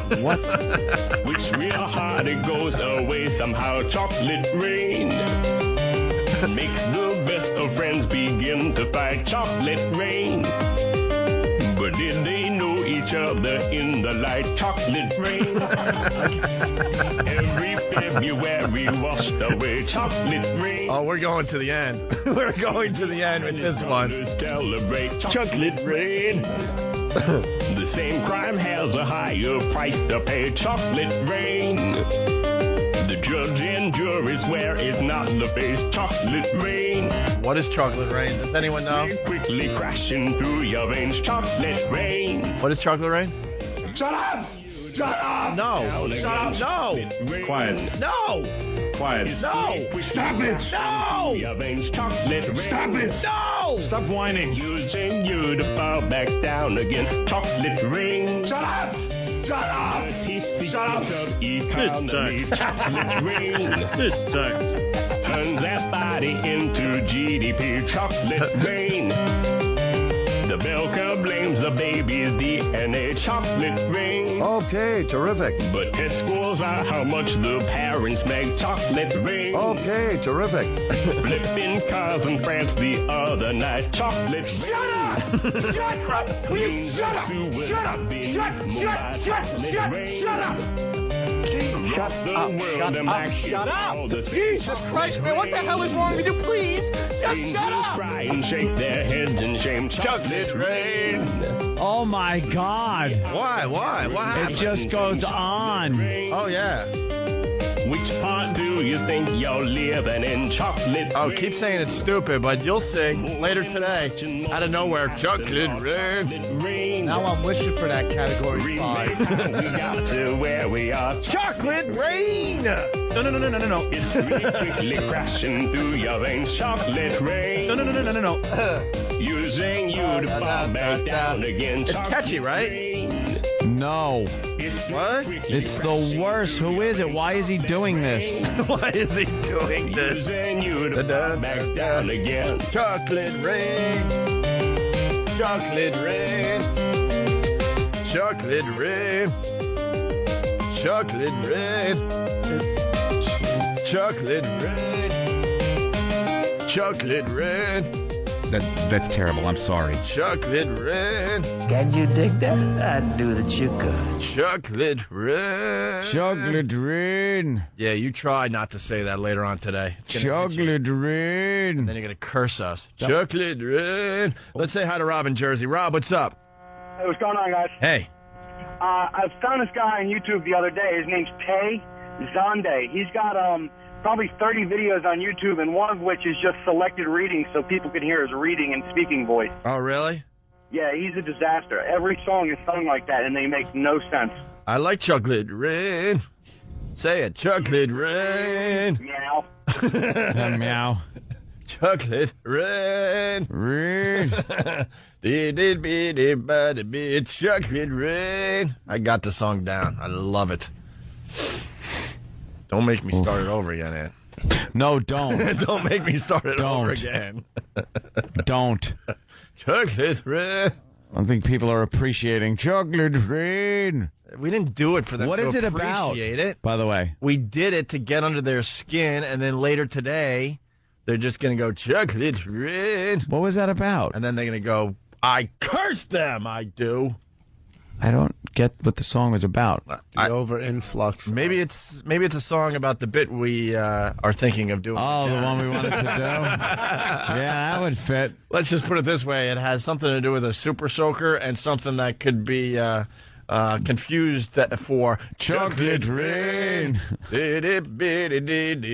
Chocolate rain. I think he's trying to be deep and trying to make some kind of a statement. Jared standing there, chocolate rain. Super soaker pointed at him, chocolate rain. All over his face, chocolate rain. They call me Cream Pie Jones. Yeah. Oh. Well, yeah. Yeah, you know that. Yeah, you really proved that yesterday. We'll get into that in about a half hour. Trust me. Chocolate rain. I love this song. I got to hear it again. No. Just a piece. I need to hear the chocolate rain. This could be Jared's new theme music. Yeah. Chocolate rain. Yeah. Some stay dry and others feel the pain. Chocolate rain. a baby born will die before the sin chocolate. With Abby born, what? The school books say it can't be here again. Chocolate rain. Come on, just sing along. The prisons make you wonder where it went. The prisons make you wonder where it went? Yeah. Join me. Join me. You know you want to. Chocolate rain. Zoom the camera out and see the light. Chocolate rain. Zoom the camera. Has to be falling yesterday. Chocolate rain. Super soaker filled with chocolate rain. Rain. Rain. Not gonna be pleasant for Jared. Chocolate rain. Rain. With my speech impediment, I couldn't think of a worse song to sing. Chocolate rain. I want to sing it, but I can't. Chocolate rain. So you have a dryer door. Chocolate rain. Who's in the front row? Shut up, you effing whore. Chocolate rain. I know the struggle of chocolate rain. Hey, this is in my system, right? Remember when we got the banana song stuck in everyone's head? Trust me, this will be stuck in your head. Chocolate rain. Using you to fall back down again. Chocolate rain. I don't get it. What? What? I don't know what it means. Does everything have to have a meaning? That does. Chocolate rain. If you're going to babble on for 5 minutes about chocolate rain, I want to know what it means. All right, we got Joe in Cambridge. He has joined me. Chocolate rain. I got one person that has joined me so far. Joe in Cambridge. No one wants to. Hold on. Come on, join me, George. What do you got, George? Let's go. Chocolate rain. Yeah, see, it feels good. Chocolate rain. Rain. Best of friends begin to fight. Chocolate rain. Each other in the light. Chocolate rain. You like Huey Lewis on the news? Yeah, at this point. Chocolate rain. Stays behind his color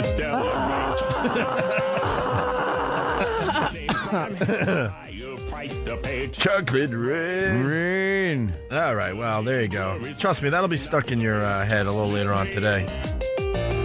History quickly crashing through your rain. Just listen to one of his lyrics here. All right. You to fall back down again. Chocolate rain. Using you to fall back down again. Quickly crashing through your veins. Chocolate rain. Using you to fall back down again. Chocolate rain. It makes no sense. This dummy. Well, how about we come up with our own lyrics and then I think it come just up with a lyric and then we all just go chocolate rain. I think it means he had an upset stomach. Talking about heroin. Huh? Talking about heroin. Using you to fall back down again. No. Oh, it always has to be about drugs with you. That's what it is. Flipping cars in France, the other. No. Chocolate rain. A lot of people saying it's about heroin. Wow, Rich might have came up with something today. It's about heroin, chocolate rain. No. Because it looks kind of chocolatey? No, there's brown heroin that people... Shake their heads in shame. Chocolate rain. Lifts the ark of paradise and sends chocolate rain. Someone is starting Monster Rain. Monster Rain. Get under the porch and... Hattie McGee from Jersey. Me and little Jimmy under the porch. Monster Rain. Oh, my God. You're absolutely right, James, in North Carolina. My new ringtone. Take my phone. I want my phone to ring with chocolate rain.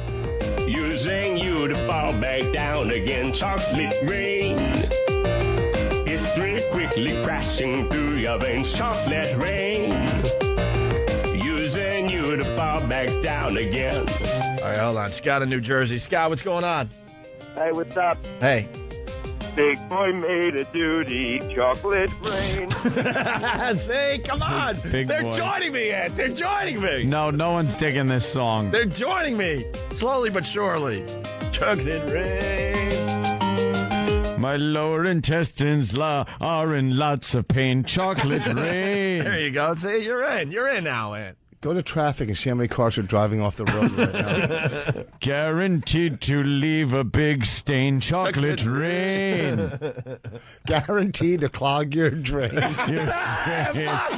Chocolate rain. Come on. Who else? Step up to the mic. Thought I was done, but I'm going back again. Chocolate rain. rain. Certain parts of me are aflame. Chocolate rain. Time to do laundry again. What a pain. Chocolate rain.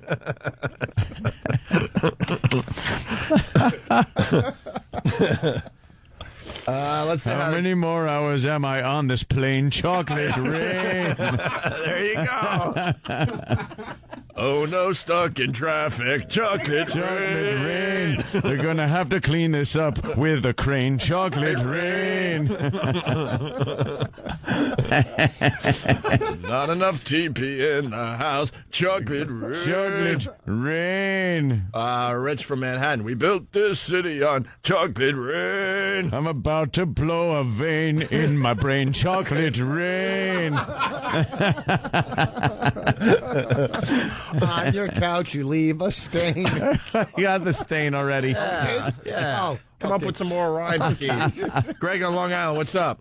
XMers have to hear this again and again on the replay. That's right. Chocolate rain. Let's go to Charlie in Philly. He's got chocolate rain. Hi, what's up, Charlie? Hey, what's up, Opie? Hey, Opie, you're right. That's a catchy song, but I don't think it's as catchy as My Dick Is Shitty. Oh, come on. You can't say that. Come on. You can't say that Wednesday. Wednesday. And then I stuck my... Can't say that. Yo, I was... Can't say that. Sometimes I like to...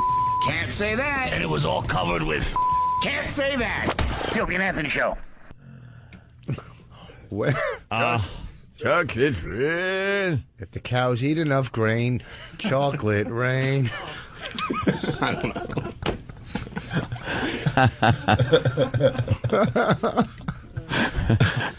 don't know. Rolling forward and backwards on the train. Chocolate rain. Remember that from a bit about a week ago or so.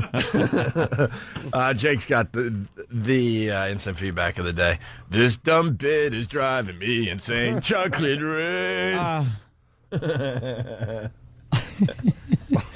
Oh, brother. I dare you not to say chocolate rain at least once today, though. Your friends and your coworkers are going to be like, what the hell are you humming? Chocolate rain. Here's another dumb trick by David Blaine.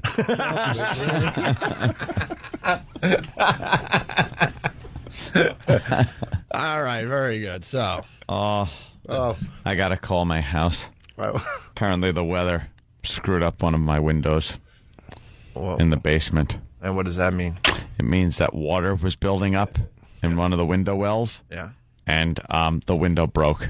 Oh, really? And now water poured into my basement. Jesus. Chocolate rain. In Anthony's basement. Chocolate rain. Chocolate rain. Mud is flowing down the basement drain. Chocolate rain. That house is driving me insane. Chocolate rain. Oh, wow. Water ruined Anthony's window pane. Chocolate rain. Hey, Marky from Philly. This bit is really lame. Chocolate rain.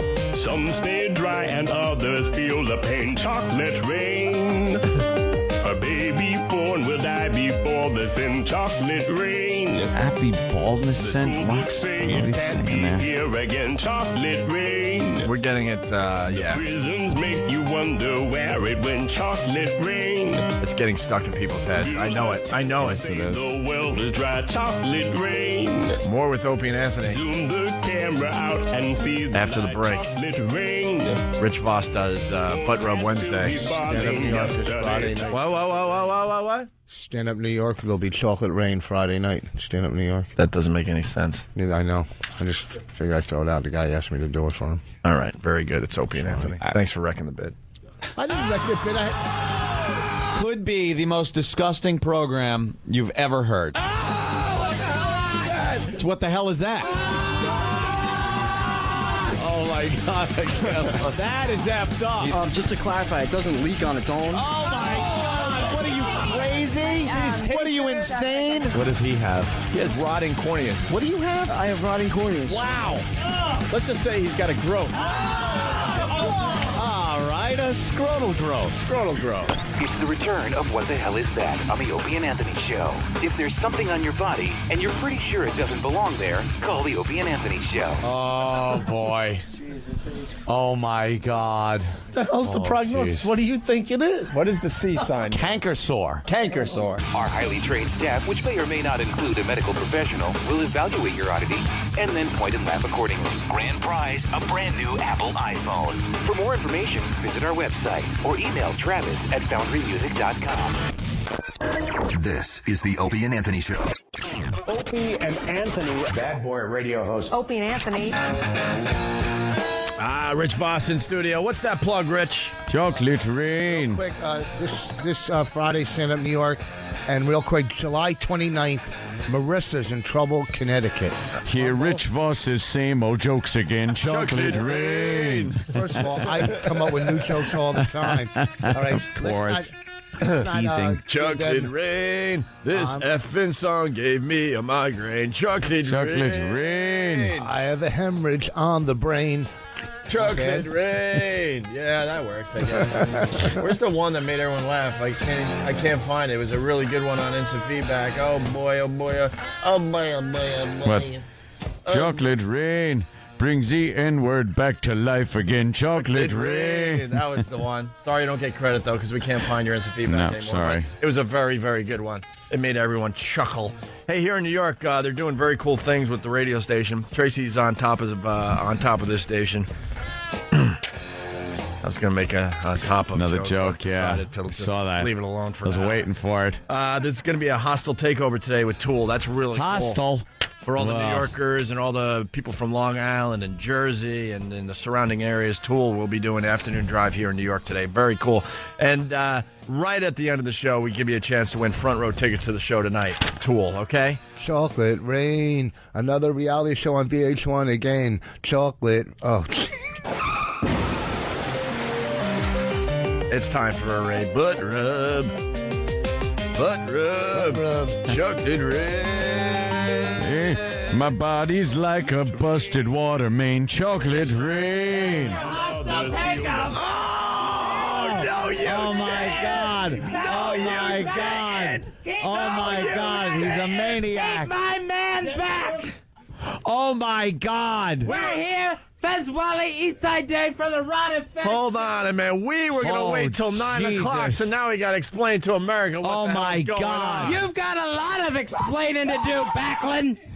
Wow. Oh, my God, Dave. Right. My wild man is here. He shut your guy, Cream Puff Jones, down yesterday. All right, let me explain. Wow. Eastside Dave in studio with his shirt off. Of course. And his jeans pushed way low. Beauty, baby. And his underwear hiked up nicely and really bad tattoos on his awful body. And he's got a collar on. He's on a leash. He's on a leash, and Fez from Ron and Fez in studio with Eastside Dave. Where do we begin? Oh, my God. Well, Duty. Begin with how your show got shut down. Well, by my man Eastside Dave. Behold, look at him. I'm looking at him. I'm looking at him. I'm staring at him. Yesterday we had Cream Puff. Cream Pie Jones. Cream Pie Jones. Cream Puff was right. We really thought Cream Pie Jones had something for you guys. And, because he put on what we call the duty hat. Yeah, the duty hat, which is on the website. Yes. A hat was in the toilet. Yeah. And something was in the hat. Yeah. And he put the hat on his head. Yeah. And then Than pushed down on the top of the hat, ensuring that what was in the hat was now all over his hair. Yeah. And hence the duty hat. God. He was feeling all good about himself, like he was the stunt man of any radio show. And to be honest, we were feeling good about ourselves. Because it was very exciting. It was funny. And then somebody suggested perhaps he was the best stunt guy for a radio show ever. Yeah. And then Eastside Dave's name came up from the Ron and Fez show. Yeah. And someone suggested they should go head-to-head. Yeah. I don't know who that lunatic was. It might have been me. Because it might have been me. You bit off more than you could chew, Bob Backlund, didn't you? Apparently from listening to your... You too, San Martino. Let me tell you something, brother. From listening to your show yesterday, someone else bit off a little more than he could chew also. Yeah, so... I was a little sick, Mr. Anthony. All right, listen. We're sick with anger. Hold on. We're calm the savage beast. We're trying to. I can't control him. We're trying to explain this to the rest of America. Oh my God. He's on a leash, and Fez. I don't trust Fez with the leash, if you know what I mean. He's a madman. His pants are down. Why didn't he pull his pants down, They Fez? just fell down, baby. Oh, and he don't care. Because he's the most extreme producer there is in radio. Can I do a Eastside Dave will drink some chocolate rain. Chocolate rain. So our guy, we thought dealing with his hat and what was in the hat and everything would have put him on top. Yeah. So then when the Ron and Fez show started over there on XM, Dave got wind of this and got very angry. Yeah. And then Jared came over there, and Dave lost his mind. Yeah, and then they just had a massive confrontation. Eastside Dave took this very, very seriously. He's scratching his ear like a dog. My mad dog has fleas. This mad dog bites. He is insane. Oh, my God, he's fighting his own leash. Down. I've seen them do this. Down, boy. So, of course, Eastside Dave, being like the stunt boy for Ron and Fez, took it very seriously. And he was pretty angry. much, it's got to be said, destroyed our guy, Cream Pie Jones. How did he destroy Cream Pie Jones, Anthony? He did things that are unspeakable in a civilized community. Right. He threatened at first to take a photograph of our own cream pie whatever his name is. I know. Jones. At this point, it is whatever his name is. You're and chocolate rain. And make it wet. If I could just say, he made it wet. A picture of Cream Pie Jones, yes. Yeah. And then proceeded to. And then he ate the picture. Yeah. And if that wasn't enough. He was just warming up. Yummy tummy, baby. The photo was the most distasteful part of it. Yes. Yes, of course it was. Because after that, he took a plate, I gather, a nice blue plate. Look at that. It's wonderful. Oh. And now there's something that's making Rich gag on the blue plate. Yeah. Oh, he's licking the monitor. He's licking the monitor. Back, mad dog. Listen. It's so good. It looks so good to me. Oh, God. You left something. It looks a lot like a melted Tootsie Roll. Well, yeah. I was eating Twinkies that morning. We don't know what it was. I don't know. It probably is a melted Tootsie Roll. Actually, we know exactly what it was, but we're trying to, keep this on. But he then decided to ingest that. Yes. There's a picture. Yeah, well, yeah. In front of Cream Pie Jones, by the way. Right, well, and Cream Pie, you saw this. You witnessed this. Yeah, I did. And in my defense, after Eastside Dave threw up the picture, I put it in my mouth and held it in there longer than he did. And then when Eastside No one Dave, recalls any of this, Cream Did Puff. that happen? That No, did none of happen. this happened. Cream Pie! That Not did Cream happen. Puff. You know, this pales in comparison. The Ron and Fez show, we've gone to the farthest reaches of New Jersey to get the best radio producer stuntman. Eastside Spring Lake is where Exactly. Eastside Spring Lake, right. The best in the business. There's no challenge he can't face. He's done eating and drinking, so we're beyond that. Yeah. You know he'll eat anything. You know he'll drink It's anything. the ultimate, right. He's reached the ultimate as far as eating and drinking, so that's gone. Exactly. I'm hardcore. He's late night Cinemax. Oh. I'm Indiana Jones and Raiders of the Lost Ark. He's Alan Quarterman in the Lost City of Gold. People from 1987 will understand that reference.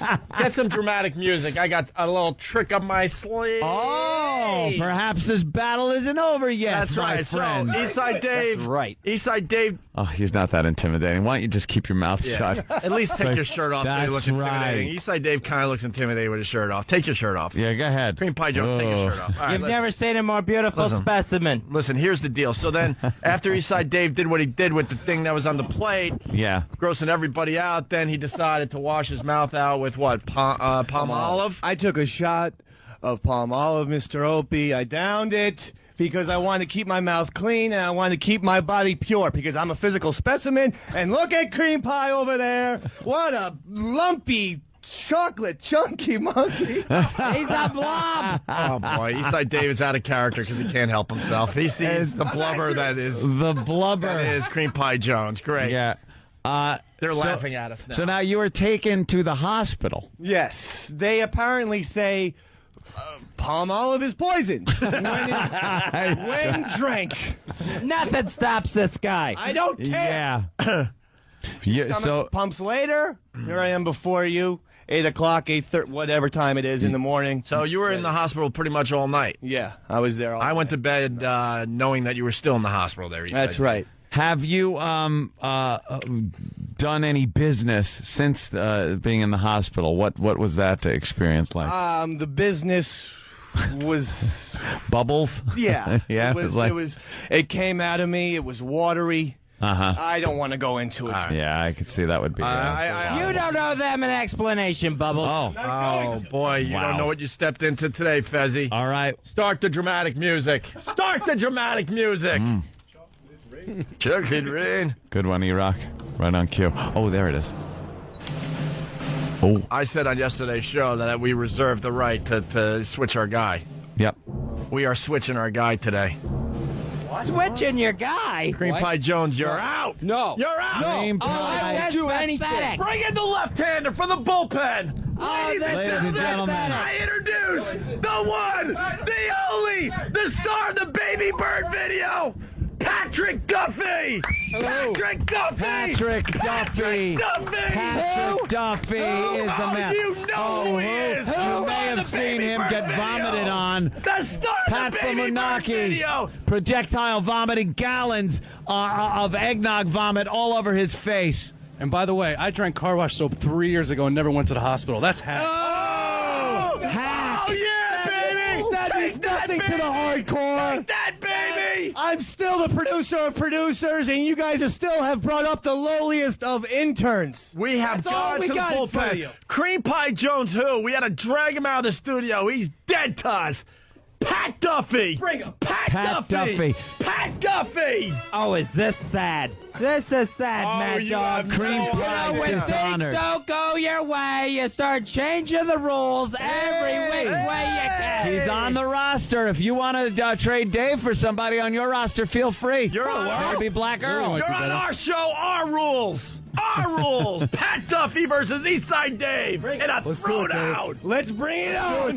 You name the time and place, and look at the Mad Dog is going to get you. 9 o'clock, 2:02. Let's do it. Ooh. Whoa. What? Not only did we bring him from the bullpen today, he has also come with a stunt. Really? Oh, yeah. Oh. Yes. Oh, Something yeah. that I feel Dave will not do. Oh, wow. Yeah, baby. That is a bold statement. Oh, I yeah. hope it's being shot in the head. That's about the only thing I won't. No, in fact, shoot me in the head. I think he has been shot in the head. Baby. This story will continue. This story will continue. Dave is the reigning champ. Dave will name the time and the place. Hey, we will acknowledge that. You brought game, Eastside Dave. Thank you, Mr. You forced us to go to the bullpen early, and we're okay with that. He is the star of a viral video. You are not, sir. You are not. That's only because we like to live under the mystery of non-pal talk radio programs. This story will continue. Oh, yeah, it will. And I got a surprise for you. Uh-oh. You made me actually work overnight. Surprise for Mad Dog. Can't tell you. More kibbles and bits interns for me to chew on. Can't tell you. I got some tricks up my sleeve, my friend.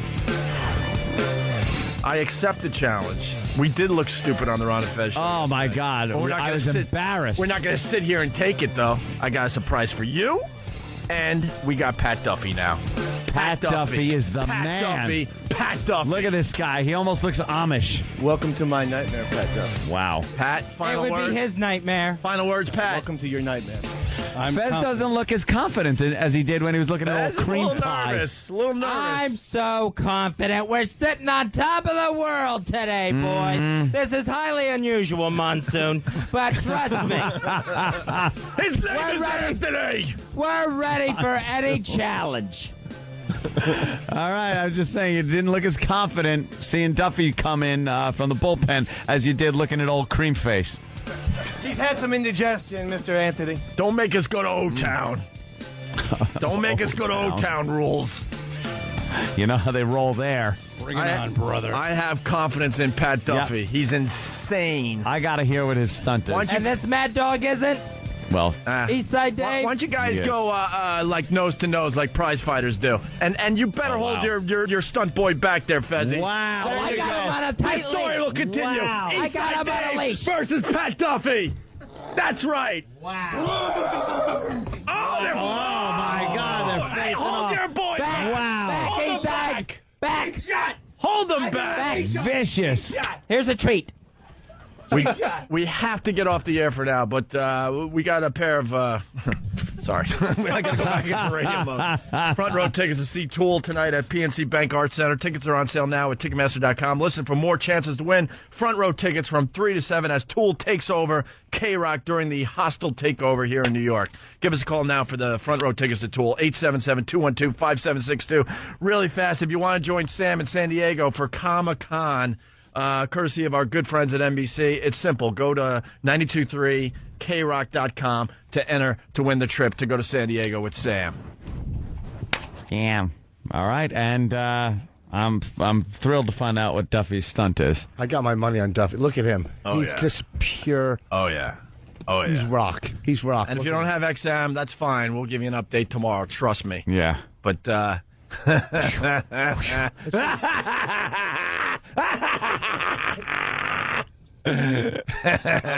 ready. I'm willing. It's like a shark and a jellyfish. You know, that cream pie Jones. Jellyfishes sting, Mr. V. You know, these guys. With those teeth, you got a lot of business talking about sharks. You know what? Oh, damn. Yeah, that's right. And this cream pie Jones, you took the bait. We gave you the easy target. You destroyed them like you were supposed to, and now we bring in the professional. Oh, that was planned? Yeah. Well, what the hell? We're going wrestling. Good one. Good one. Kind of doing a wrestling thing. Hell, we'll right as we go. We turned on him. Right. We hit him with a chair. I'm so glad you took the bait. All right, we're out of here, Rich. Thank you. Thank you. You're lucky you didn't have to butt rub after all that. Yeah, you got lucky. I was getting excited over it. There's a butt. All right, why don't you end with a butt rub with Eastside Dave? An Eastside Dave butt rub. All right, there. There you go. Yeah, oh, wonderful. It is butt rub win. Monster. This story will continue. Eastside Dave versus our own Pat Duffy. It's Opie and Anthony. I will do you with Mount Wednesday. Opie and Anthony. Opie and Anthony. Opie and Anthony. It's the Opie and Anthony Show.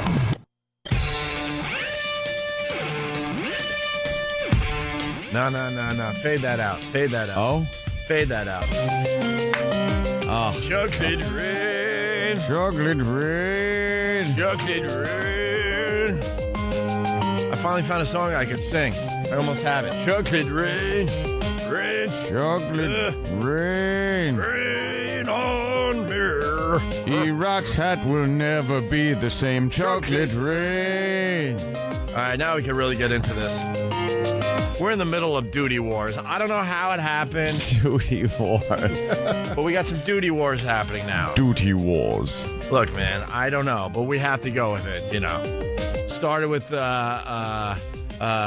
Big Boy Made a Duty. Big Boy Made a Duty. And then the follow-up video, which was Duty Hat. Duty Hat. And, oh, boy, a duty hat. And this is where the listeners, some of you, some, very small. Yeah. Small some. Don't really understand the creative process. No. Because I had to hear and read how, the setup for the Big Boy Made a Duty. Oh, it just wasn't worth it. And the duty had follow-up, just not worth. Oh, the setup hours. Blah, blah, blah, blah, blah, blah. Up. It got us to this point. That's why you got to understand the creative process of a radio show a little more than you do. We didn't know at the time, when we were pulling our duty shenanigans over here, right, that across a few blocks down, Eastside Dave was doing his own thing. Right. And now these two worlds are colliding. Big time. And it all started because of the crappy Big Boy Made a Duty video. Big Boy Made a Duty video. I don't know. I think our guys were feeling their oats. Feeling pretty good. Feeling pretty undefeatable. Unbeknownst to us. I think our guys thought that they couldn't be beat as far as a stunt went, especially with eating or when eating is involved. Now we got... Can I say unbeknownst, though? Again? Unbeknownst to us. Unbeknownst to us. Unbeknownst. I like benounced. Unbeknownst. Eastside Dave was paying close attention. Yes. And took these duty wars to the next level. He ate duty yesterday on the Ron and Fez show. It horrified everybody. Master Poe is puking.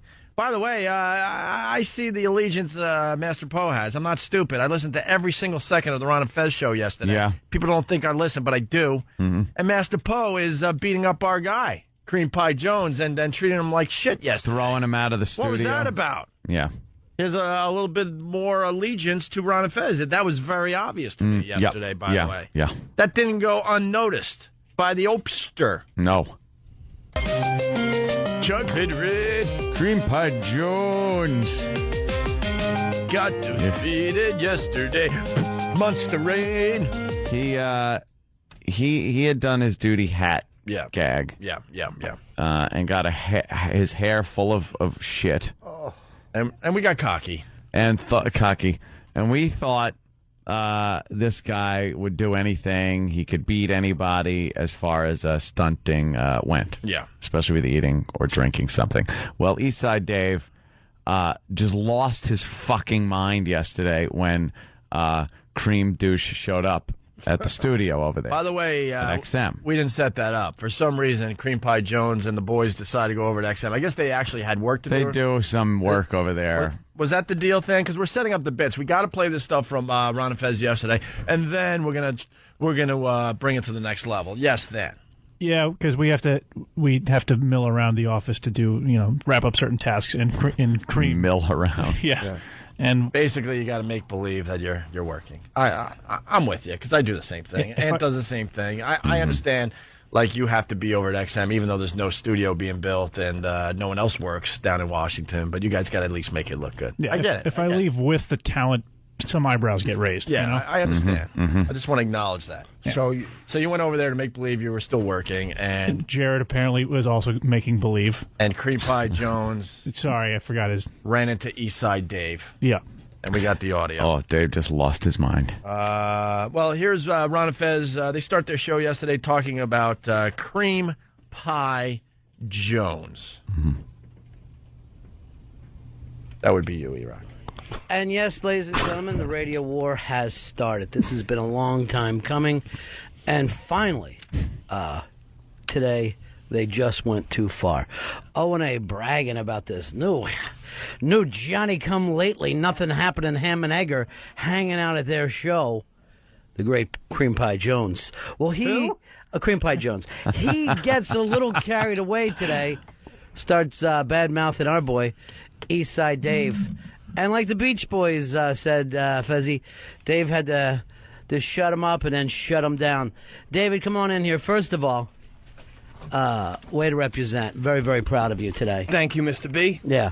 Who is this kid? Who is this guy? Yeah, who's Cream Pie Jones? If I describe him in one word, it would be chump. Hold on. Let people get the laughter out of the way. Okay. Hey, don't laugh at Ronnie today. Goddamn Ronnie. Don't laugh at Ronnie today. We're in the middle of duty wars. You don't laugh. I know, we're at don't war laugh. with him, but hold it in. You gotta respect your adversary sometimes. No, that's funny. No. Stop laughing. This is serious business, these duty wars. Basically, what they were referring to, who knew it was going to go way further than it did. Yeah. But Ronnie was complimenting Eastside Dave because he kind of like pooped on a plate and then might have taken a taste. Just a little taste. Little taste. A little taste yesterday. And we thought that was the end of it. So Dave goes crazy when he learns that Cream Pie Jones is right outside the studio. Here it is. You know what? I do believe that is O&A's intern. That's Cream Pie Jones. Cream Pie Joe Where? Cream Pie Jones is hanging around outside, or is he?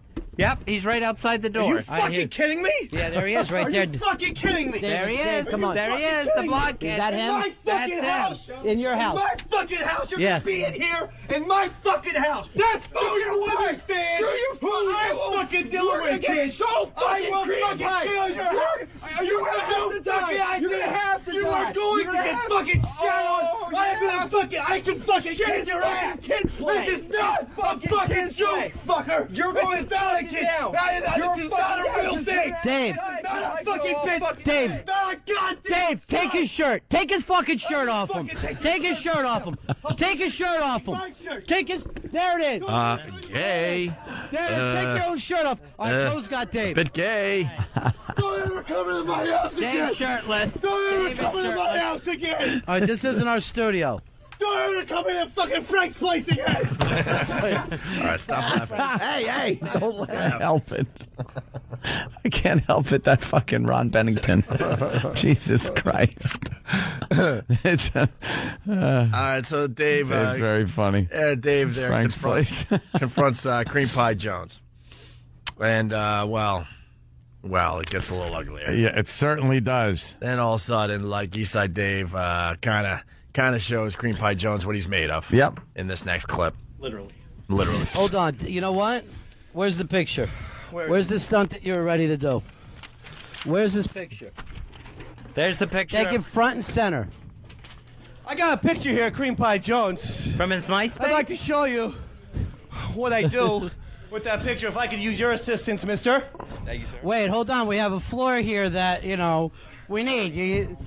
Where is the shit pan? Oh, he's getting his shit pan right now. I didn't know we had an official shit pan. Wait, what is it? This is a picture of Cream Pie Jones. Unclench those fists, Cream Pie. Unclench those fists. Here you go. And you know what? Take your time. Grab something here, because I want O&A to have to see this. I want O&A to have to see the way that you're handling this right now. It. And it's taking place right in front of Cream Pie. Here you go, Cream Pie. I'm going to put it right on your eyes. Oh, God, he just pissed on Cream Pie's picture. He just pissed. Cream Pie, come on over here. Is that something that... Oh... Get that fucking picture away from me, because you know what I do with the Cream Pie picture? What happened? Fucking mouth! Well, in my fucking mouth! Dave just ate the pissed on Cream Pie Jones picture. He's drinking. And he's drinking the leftover piss out of his piss pan. He drank the leftover piss out of the piss pan after eating. Poe, how you feeling? Tough guy. We found out what Poe is afraid of. Wait, hold on. Dave. Get the fuck away from my piss. This is my shit, baby. All Get your own gimmick. Oh, man. I heard that yesterday. Yeah. And all I could think of was, we are so beaten. We are so beaten because there's nothing that this guy, Eastside Dave, will not do. Well, I was thinking the same thing, but we got Pat Duffy now. We'll explain it in a second. Exactly, Pat Duffy. Like, we gotta break out the heavy, the Great White Hope. Yeah, absolutely. We realized, and we have no problem admitting it, that Eastside Dave took our guy down within 5 minutes. Oh, it was a pummeling. It was like an early Mike Tyson fight. Right there, Dave won. Right, but he decided to go even further. Oh yeah. Even further to just show where he's willing to go. And this is what happened. Oh, wait, hold on. Dave's shitting in the corner. Dave is shitting in the corner. Dave is shitting in the corner. It's hard to keep up with all this. Get that there. You fucking shit. Where'd that picture go? What are they doing? Get him a fresh picture, would you please? No picture, goddammit. Another picture of Cream Pie Jones, please. In case you're just tuning in, Eastside Dave had a picture printed out of Cream Pie Jones, his nemesis from the O&A show. He pissed on it, shoved it in his mouth, and drank the leftover piss from his piss pan. His piss pan. He wanted to challenge, didn't he? He wanted a goddamn war, right? Well, am I right? He wanted a war. I know he did, Dave, but I don't like the shit eating. Well, too late for that. It really is. I'd love a glass of water. I can't watch. I can't be part of It this. seems like the only fair thing to get him is a glass of water. I don't think this is healthy. I don't think it's healthy. I think he's having trouble keeping his piss in. You ready to look at your dream maker? Are you ready to look at your dream maker? Say you're ready. I'm ready. Dave just chewed up a big piece of shit. Oh, man. A nice sized nugget. Post-puking.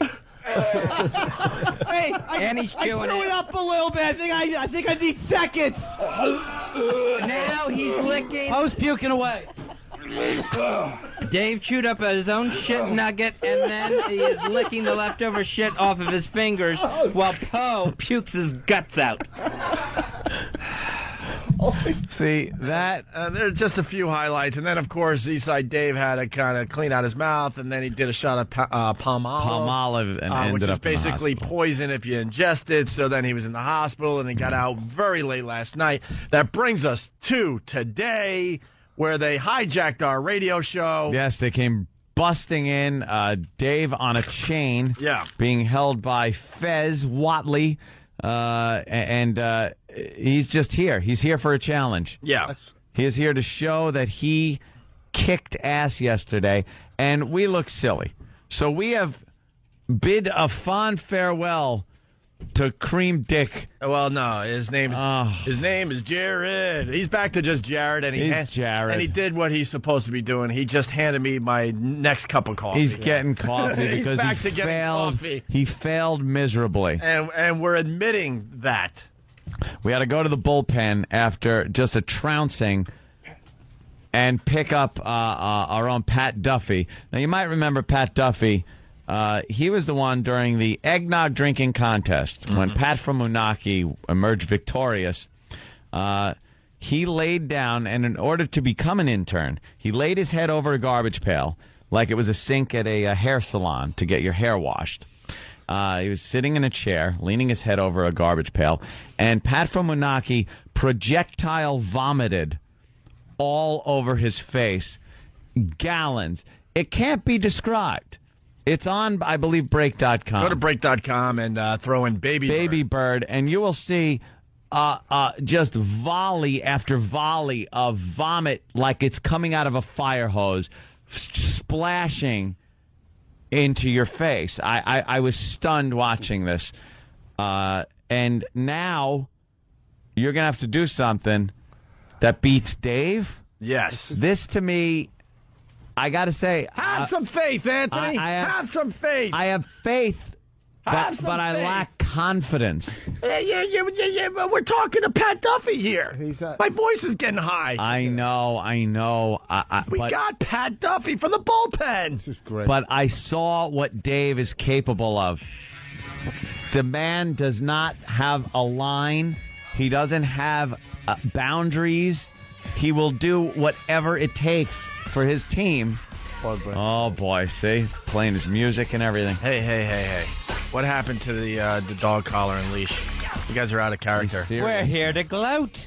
We're here to gloat. We're on top of the world after yesterday. Yeah? Don't mess with And- Frank's place, huh? I heard you setting up, some of the audio from the Ron and Fez show yesterday, yes. Opie. Very accurate. Very accurate, except for one thing. There's no such thing as a little taste of duty.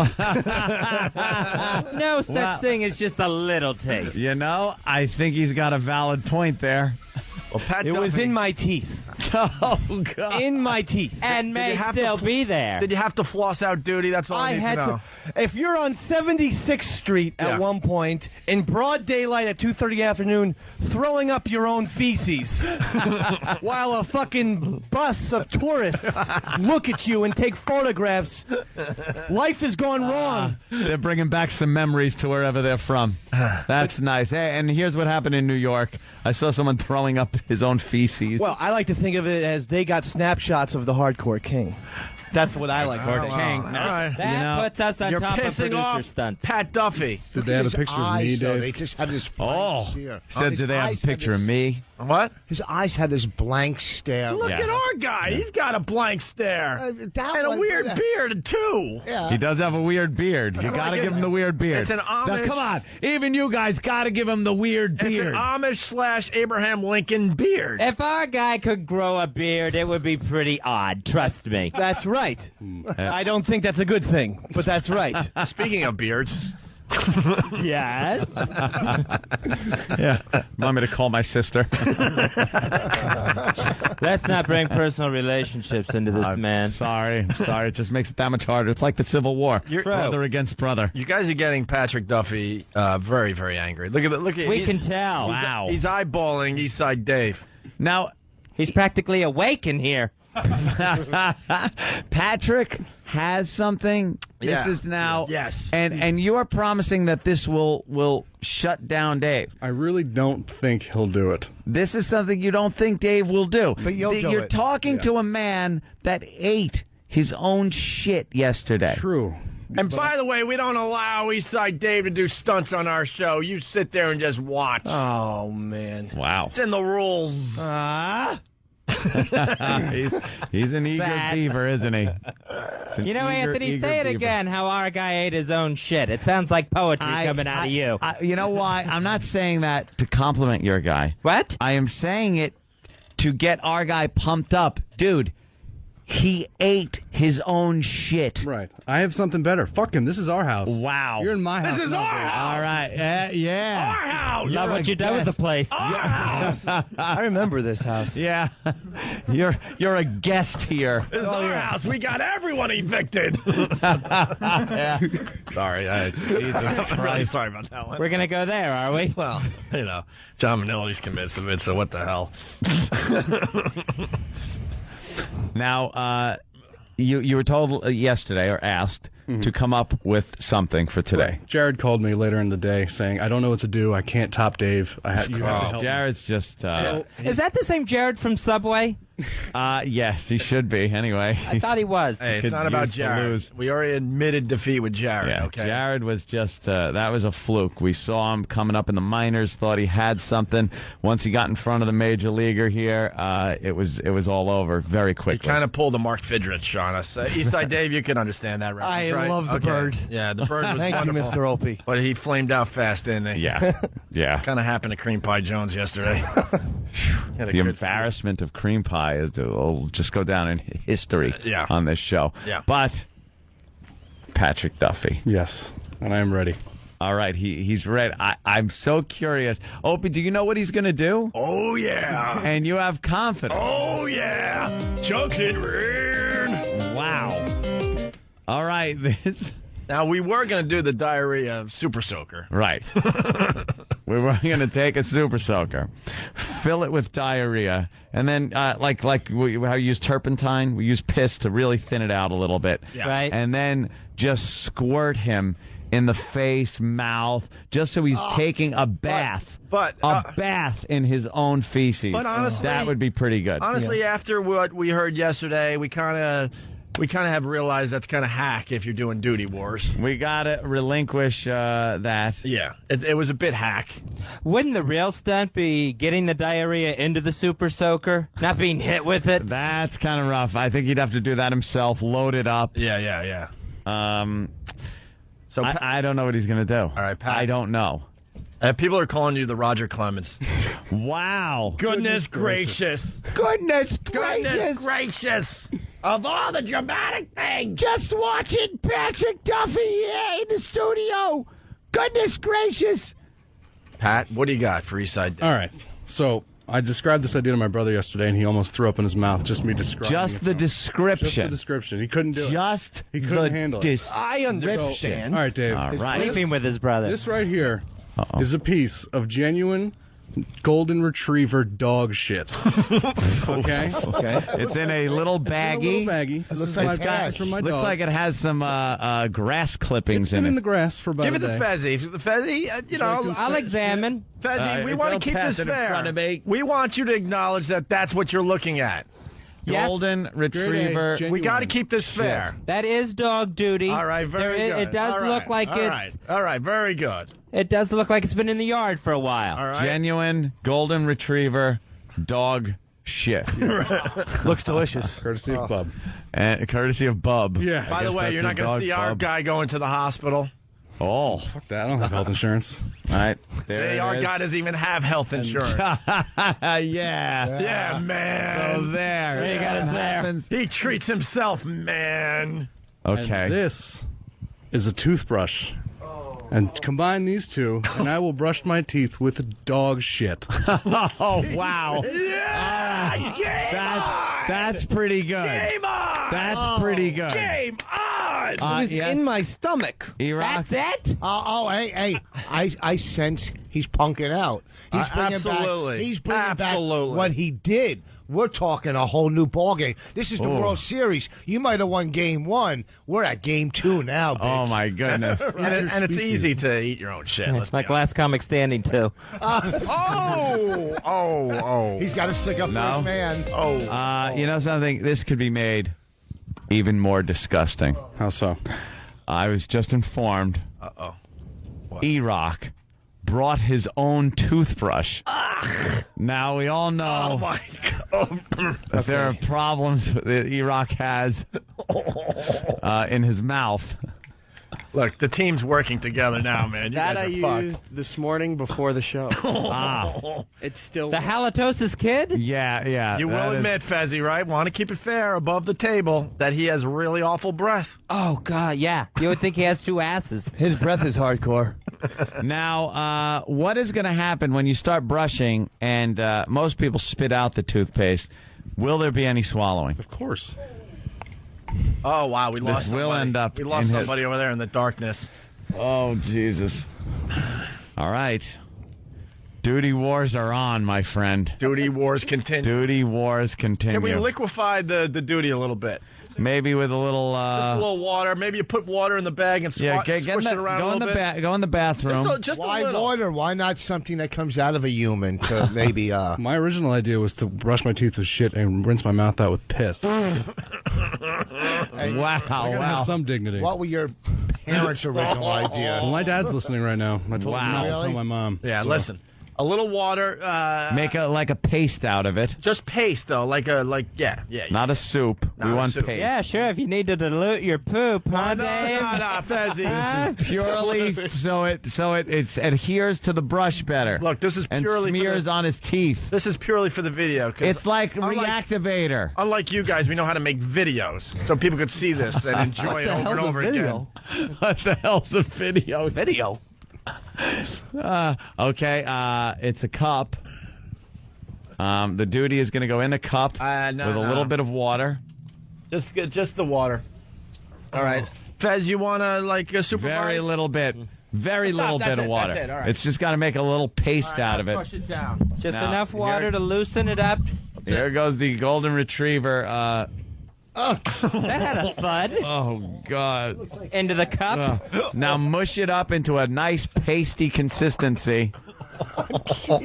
Does it stink really bad, E-Rock? Yeah. Wait, let me... Maybe we ought to keep it in the bathroom. It's very sour. Don't bring that towards me. I swear I'll kill you. Whoa. You're going to have to do that. Patrick Duffy. Patrick Duffy. Don't move any further, Patrick Duffy. I smelled it, Fezzi. Got to keep it fair. You got Do to it over by I'll give it a E-Rock. whiff. Fezzi's got to smell, too. We got to keep it fair. Got to make sure... Use E-Rock's mic. We want to make sure everyone Freshen it up. understands there's no trickery today. Oh. Does your retriever have cancer? Oh, boy. Dave, would you like to maybe smell that? No. I'd love to. No. Oh, Why? What's wrong? He's not sabotaging us today. I understand this man more than you think. Oh, he'll probably grab it and drink the whole thing down and go, yeah, I just... And by the way, what are you this going to has- do? Were you planning on Yes. that? Oh, motherfucker. And by the way, this has nothing to do with the surprise I have for you personally. Okay. Wow. It should be a check, Dave. I want you living in fear. Birthday card? A large check. Thank you. I will finally acknowledge that you're married. How's that? Ooh. Thank you. All right, let's. What we got going? Where is the lovely There she is. All right, what do we got there, Pat? Lovely. You ready to go? Mrs. Eastside. Hey, let me see it again. It's my apartment, too, Mr. Anthony. Look how pretty. Oh, God. Oh, it looks like chocolate rain. Oh, just look, Ann, from here. No. Look. Oh, God damn it. Rich is puking. Oh, God damn it. Oh, fuck, it stinks. Okay. All right, get a I just garbage smelled pail. Get a garbage pail. Oh, fuck. Are we That doing this in stinks the, real bad. Should we do this in the bathroom or what? Or do it right here? Do it in front of Anthony. Fuck you. Get away from me. I don't like shit wars. It's collateral. Since when? I'm a refugee in a shit war. I don't know where to go. Oh, here it is. All right, well. I'm not doing this good. All right, E-Rock is now handing over his smell. Can I smell your toothbrush? Oh, God damn, are you a glutton for punishment? Well, I want to... Bezzy, if you will. Sure. Trying to keep it fair. Want me to put it behind my bad ear? Oh, fuck. Yeah. I can put some bad ear gook on it. Do it. Does E-Rock have cancer? That is brutal. Wait. I have some bad ear. Eastside, we got something. You've never smelled what's behind, what's your name? Rich Voss. Oh, Rich Voss. Rich Voss's ear? No, I had never smelled that. Hold on. He has a cyst, and it kind of leaks this goo. It kind of smells like grape jelly if you kind of let it rot. And this smell has taken men down. Oh, here you go. People have passed out smelling this. People have puked because of this. It's a good one. Holy fucking shit! I think Voss should be in this competition. At least his ear. Fuck Pat Duffy. Oh, yeah. He's like Dave just took a couple jabs to the face. What did it smell like? I'm still standing. It smelled like fucking demon shit. You took a couple jabs right to the noggin, my friend. That was a good one, huh? Don't mess with us. I've seen many people puke doing exactly what you did, and I've seen people hit the ground. Yep. Is it still smelling? Yeah, I can put it on the toothbrush if you want. No, have Pat Duffy smell it. Pat, just smell it. It's not so bad. I think it's got a very quick half-life. Don't get the fuck away from me. Get the fuck away from me. I don't play that shit. What is that exactly? That's ear wax? No, it's from behind. It's the ear oil. He has a cyst behind his ear, and he keeps leaking. It leaks this goopy pussy shit. Like the Valdez. Right, you still got more on there? on the right, yeah. There's still enough to put on the toothbrush. Yeah, no, dig more. I kind of like the Eastside Dave reaction. I don't know if I had that much left. It's running out. All right, let's. It's almost running out. Okay, hold on. Let me.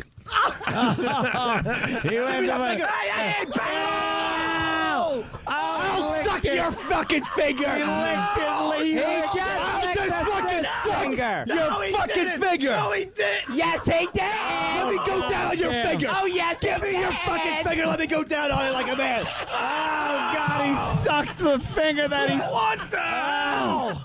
Oh, God, he's going to puke. Oh, he's puking, though. He's puking. Look out, watch it. Oh, God. Damn. You're not as cocky now, huh, sir? Keep it together, Mad Dog. Oh, my God.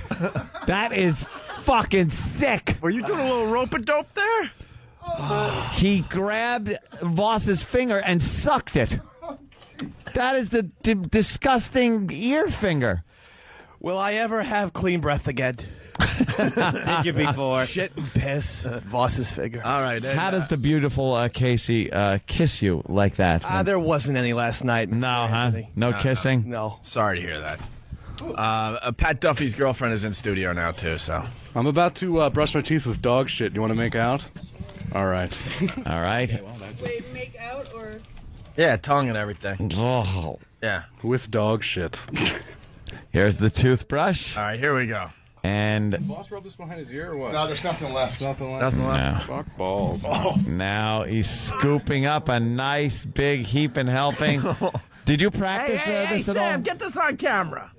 No. Did you practice this at all? Oh, my God. Shit. All right. No. Oh, Is that actually on the goddamn. Yeah. Oh, my God. Oh, Wait, what are we goddamn. looking at? It's Oh, very goddamn. straight. Oh, my. It's like it's dog shit that's been out in the yard with a couple grass clippings in it, perhaps a dung beetle or two. There's no way he's doing this. Oh, shit. No way. Look, the hand's already over a garbage pail.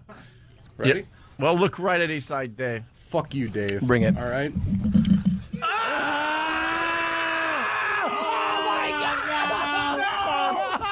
Oh, he's brushing his teeth with dog shit. Oh, God damn.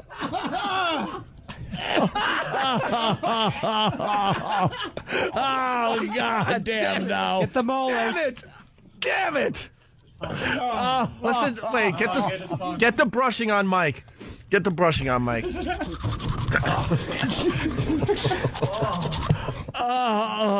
What do you think, Rich? Why are you over there, man? I'm puking from here. Oh, God. How's that taste? Dave, anything? You want me to brush my teeth? No. You can do whatever you want on your show. Okay. Wow. He just brushed his teeth with dog shit from the yard. Oh, man. How did we get to this point?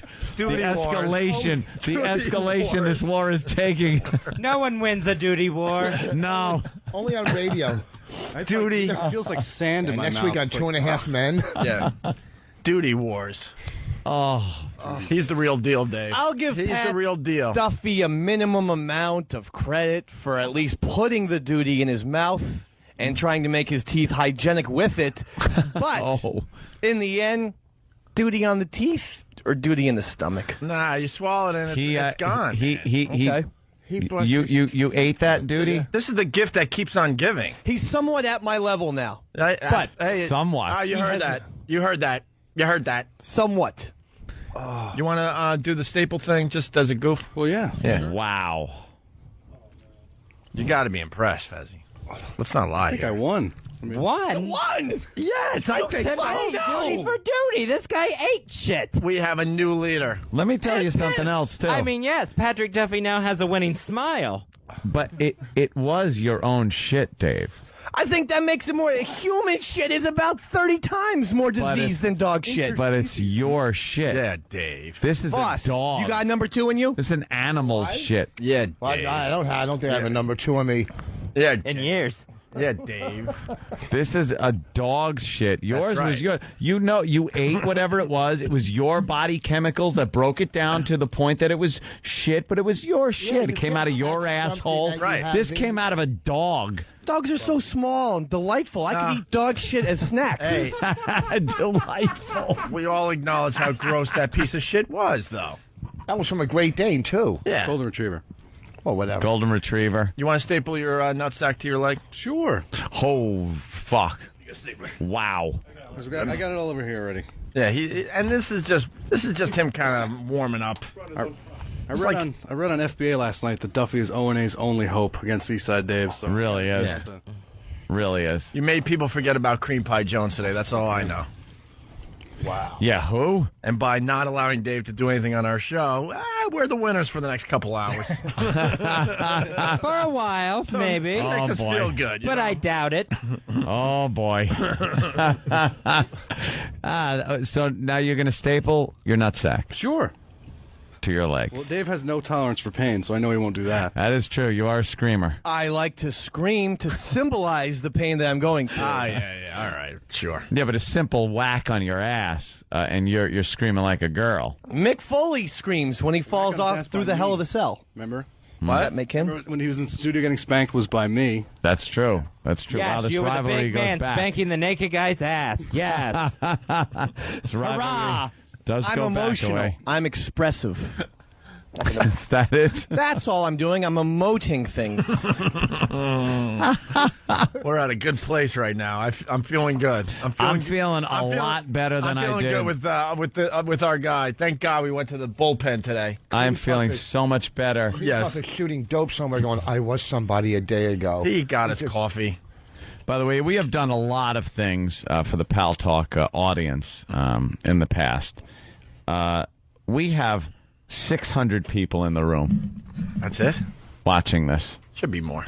Well, you know something? Pal Talk community, very limited. They're an elite group. Yeah.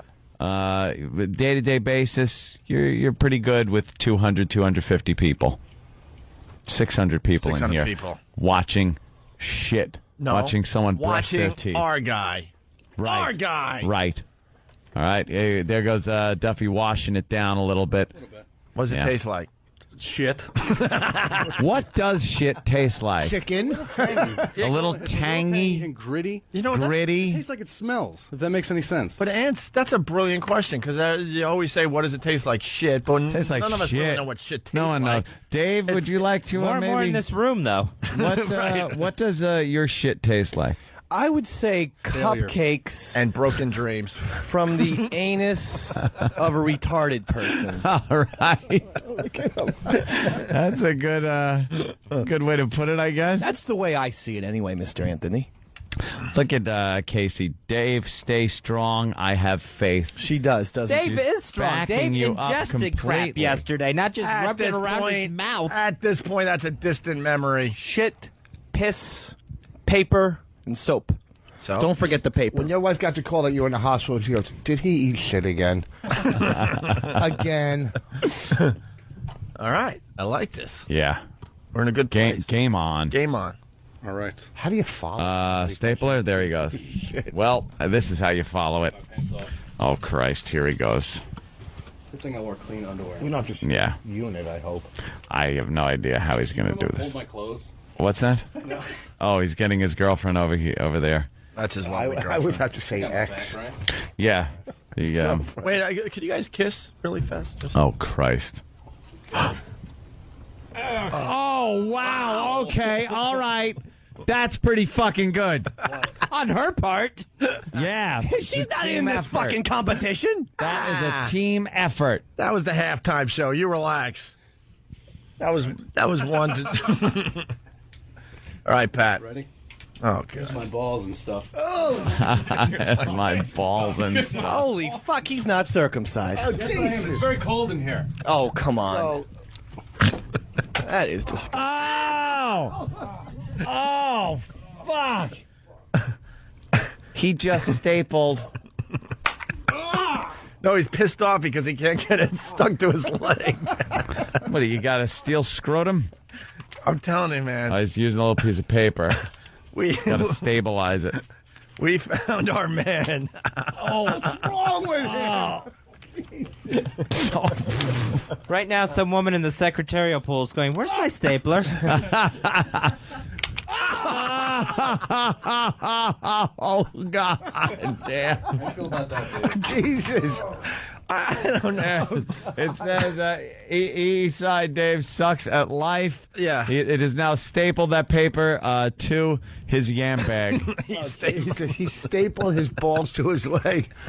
Pat Iron Nuts Duffy, they're calling him now. A lot of new names coming out. Oh, there's a lot of Duffy chants on Pal Talk right now. Is your balls bleeding? Does it start to bleed It's from that? starting to sting a little. Duffy, don't puke. Oh, I don't puke. Well played. He's trying to pull out the staples. Oh, Does he?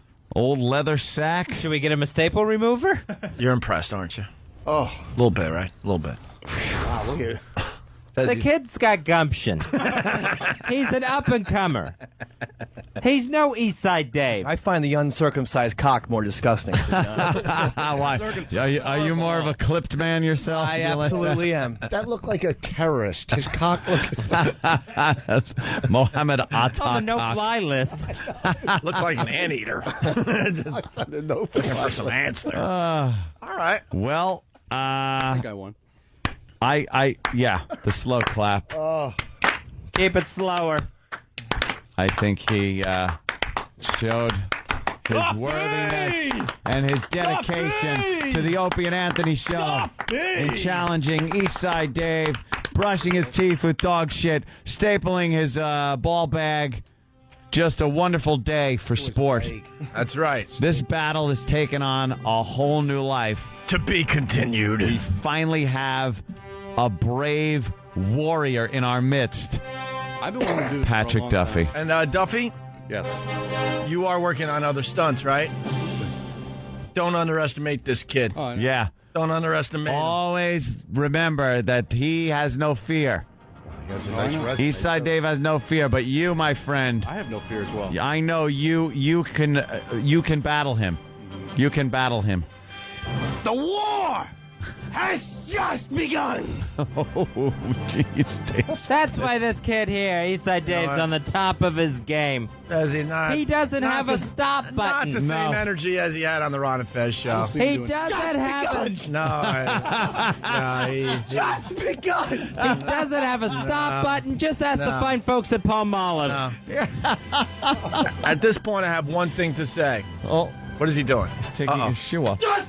Oh, he's beating himself over the head with his own shoe. Yeah, that's impressive. Easy, Mad Dog. Yeah, Holy That's Jesus, really he's impressive. crazy. Eastside Dave will answer each and every challenge as it comes along. Oh, boy, chewing the shoe. Yeah. Oh, he's impressive. eating his own Oh, shoe. boy. Wow. He is crazy. Yeah, you got to give him that. We'll give you that. He's what was that? You wouldn't let him near the poop paste. What was that? Look at that. Now he's just Eastside Dave is stapling paper to his face. And it says Eastside Dave loves the cock.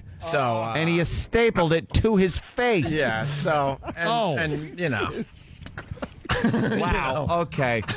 These guys are just out for blood now. Yeah. Pat Duffy, by the way. By the way, I have just one other thing to say. Get out of our house! Get out!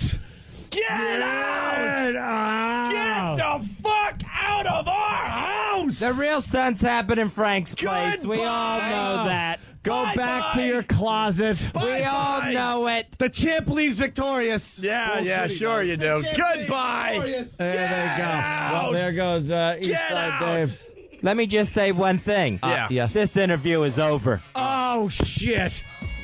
That's it. There they go. Hit our music. Leaving in our music.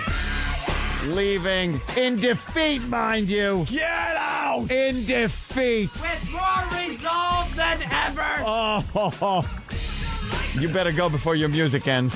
You'll look pretty silly standing there in silence. Good point. Goodbye, There they go. Goodbye. Fez Whatley and Eastside Dave. They came to look at a true champion, a true warrior in Patrick Duffy. I didn't think he had it in him. And now he does. Dog shit. He should be like Caesar now. Duffy. Brushing his teeth with dog shit. And Beat swallowing that. it. Beat that. And then stapling papers to his ball by the bag way, and face. there was some swallowing. You said there would be swallowing He involved. swallowed the dog which shit. kind of like, I think that trumps Eastside Dave swallowing. Yeah. Because it's dog shit. I did dog swallow shit. the shit of another species. His girlfriend's standing there going, what a catch. There's only one other thing to do. Chocolate red. Chocolate red. Oh, chocolate rain. All right. Rock, do you want to have a bad breath contest? Hey, come on. You got a little win under your belt there, Duffy. Don't go for a loss right now. And are you working on some other things? Sure. Because I know this isn't over. No, it's far from over. We can't get cocky. We can't get cocky at this point. Cocky. We can't get cocky. Duty. All right. We're going to take a break. And we're going to continue. Yes. Oh, by the way, I do have a special surprise for Eastside Dave that has nothing to do with this. All right. I want him living in fear. I can't wait. It's Opie and Anthony.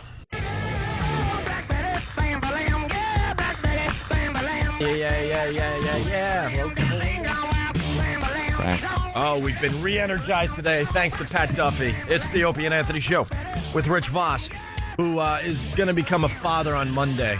Monday, yes. Yeah. A deity. Another one. Can we do something with Bonnie's placenta? We might need it. I'll find out. I don't know if they let you leave the hospital with that. Probably not. No, they let you leave the hospital with that. Really? I mean, Yeah, and then like women, they put in their ice boxes. Oh yeah, it's good for stem cell. And supposedly it's good luck to just have a little piece. Really? Swear to God, women call up. What, to eat They know it? what I'm talking about. Yeah, you eat a little piece. Who eats Supposedly it brings good luck. The family. Good like luck. You, your wife. I don't know. Yeah. That would be pretty huge. They'll call. I'm telling you, they've done some crazy things. Pat Duffy ate some placenta. The placenta, sometimes they bury it in the yard and use it as fertilizer for a tree, and then that tree is represents the your baby's life and stuff. There's all sorts of crap they do. Yeah. There's recipe books and everything. Yeah. What's more disgusting than shit? See, there are placenta recipes online. Thank you. No way. Cigars and scotch. Thank you. Yeah. Yeah. Oh, yeah. Oh, no. Yeah. That's almost creepy eating. They'll call. The women will call, and I can see if you plant a tree or something. That'd be nice. Yeah. The placenta tree planted in Israel or something. They always plant a tree in Israel for some. Israel's got to have a lot of trees. Wait, is that really something that happens? Yeah. Jews always do that. We planted it, like when we had our first kids. My first daughter, my aunt, it says we planted a tree in your daughter's name. Oh, we don't want a tree. Send us cash. A tree? Yeah, they always plant a tree in Israel. In for you. Israel? Comedy Central. One year for a Christmas present, they planted a tree in my name in Israel. Oh yeah, good. Really? A lot of trees. You're right. There's a lot of trees. I was saying it's like we have Gladiators, the two shows. Oh, yeah. And Pat Duffy is our warrior. That's how we settle things. Look, with our warrior. And I'll say it again. We underestimated Eastside Dave. We can acknowledge that. Yeah, we did. But we're not going to take this lying down. But now we know what level we have to battle on. We had Pat Duffy waiting in the wings. We knew this kid had something. We just didn't know what. And we finally broke him out today. Mm-hmm. Broke him out. That baby bird thing was... Oh, yeah. Child's play. We're learning. And there they go again. Duffy. See, I know. They're digging him. They're digging him on Pal Talk. Oh, wow. One Eastside Dave. Cute. Duffy. Rodney Duffy. And remember the show that brought you chocolate. I don't know what that song means, and it annoys me. All right, let's go to Lindsay in Connecticut. Lindsay, what's up? Hey, I just wanted to confirm, Opie, that you're right. People do the most disgusting things with the placenta. They plant it, they eat it, like placenta parmesan. It's revolting. Placenta parmesan. Well, why do they eat it like that? Eat that shit. Giving thing, it's like, symbolic of like the whole life-giving thing, the birth of the circle of life. Yeah, exactly. It's just disgusting. I feel like Anthony Hopkins eating it. It's disgusting. See, I'm telling you right there. See, Rich, you're going to have to take a little nibble on the placenta. I want to see if she gives birth between 6 and 11, I'm going to try to call. Or definitely at least try to record it to bring it in, right? The sound. Well, you should get the screams, I got to tell you, Anthony and I have been doing this bit, trying to do this bit for over a decade, and now, the hospitals have pretty much shut it down, but we've been trying to get people that have videotaped births to, give us the audio so we can play it on the air. The wife just screaming and cursing and what stops it? Well, now the hospitals, for the most part, I don't think let you film the birth anymore. I don't know. Or videotape the birth. How will they know if I have a mini disc recorder in my? Well, they wouldn't. Well, God bless you. Let's do that. Try to get it done. I would love. That would be awesome audio for the show. Bonnie giving birth to your child, your third child. Let's make sure, at least giving birth to a child. And then, Yes. God bless. God bless. Yeah, I'm gonna bring in the mini disc recorder. With the little discs. Yeah, I want to hear screaming. Mm-hmm. I want to hear that pain. Because in the movies and TV shows, it's always the same. Yeah. The baby birth scene. I don't know how actresses even do that anymore. It's so hack. Push, keep push. It's coming. Shut up. Hate the baby scene. So I don't know in real life if it's like that.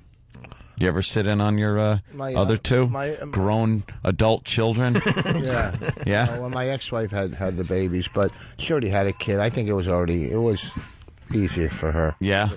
Because, after you have a couple, you just drop them. Then they just kind of fall out. They fly out.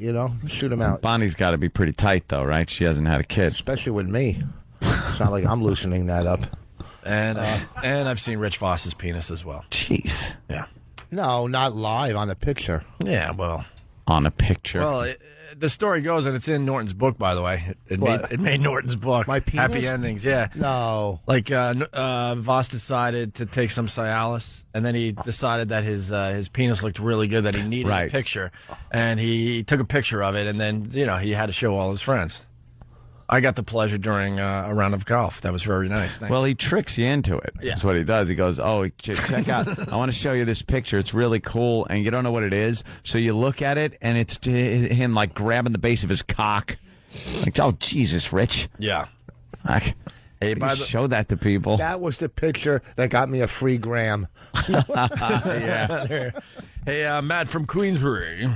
I've seen shows where the ladies all get together and eat the placenta at a luncheon. There you go. No. I'm telling you. Can't believe it. We got Steve from California, if you don't believe me. Is that luncheon in a village in Uganda? Yeah.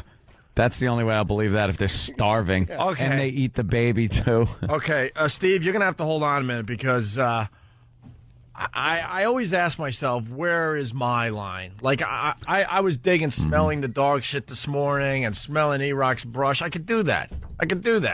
Because back in the day, I was a bit of a stunt boy myself, not to the level of these guys. So I got it in me a little bit. Mm-hmm. I think I just found my edge. What? Bastard from Oklahoma has a really good idea, and it just sent shivers throughout my entire body. Bastard, Oklahoma, go ahead. Hey, what you got to do is get Voss to bring that baby in the studio. For the first 2 or 3 days, they ship the sticky black stuff. I can't remember what it's called, but it is the worst stuff in the world. Newborn baby shit. Oh, This contest is going to go to baby diapers. really Newborn quickly. baby shit. And this is diaper. This is my line. We got a lot of babies in my family, and this is what I can't handle: the smell of someone else. Wow. That's bad. Okay. The smell of someone else's babies. Baby shit. Baby shit. It is.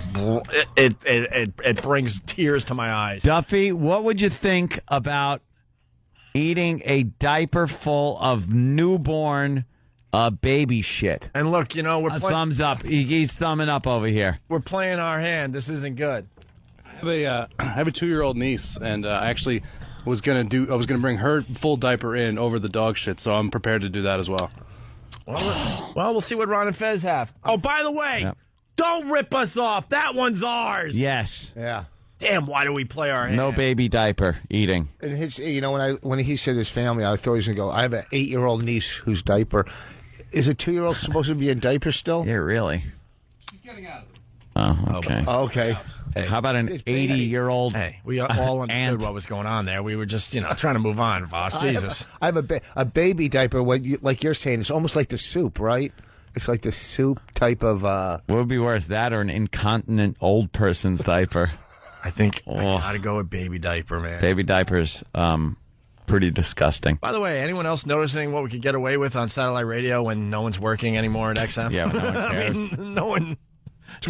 Not one phone call, not one email. Thank God. They don't even know if they have jobs, so let the boys go.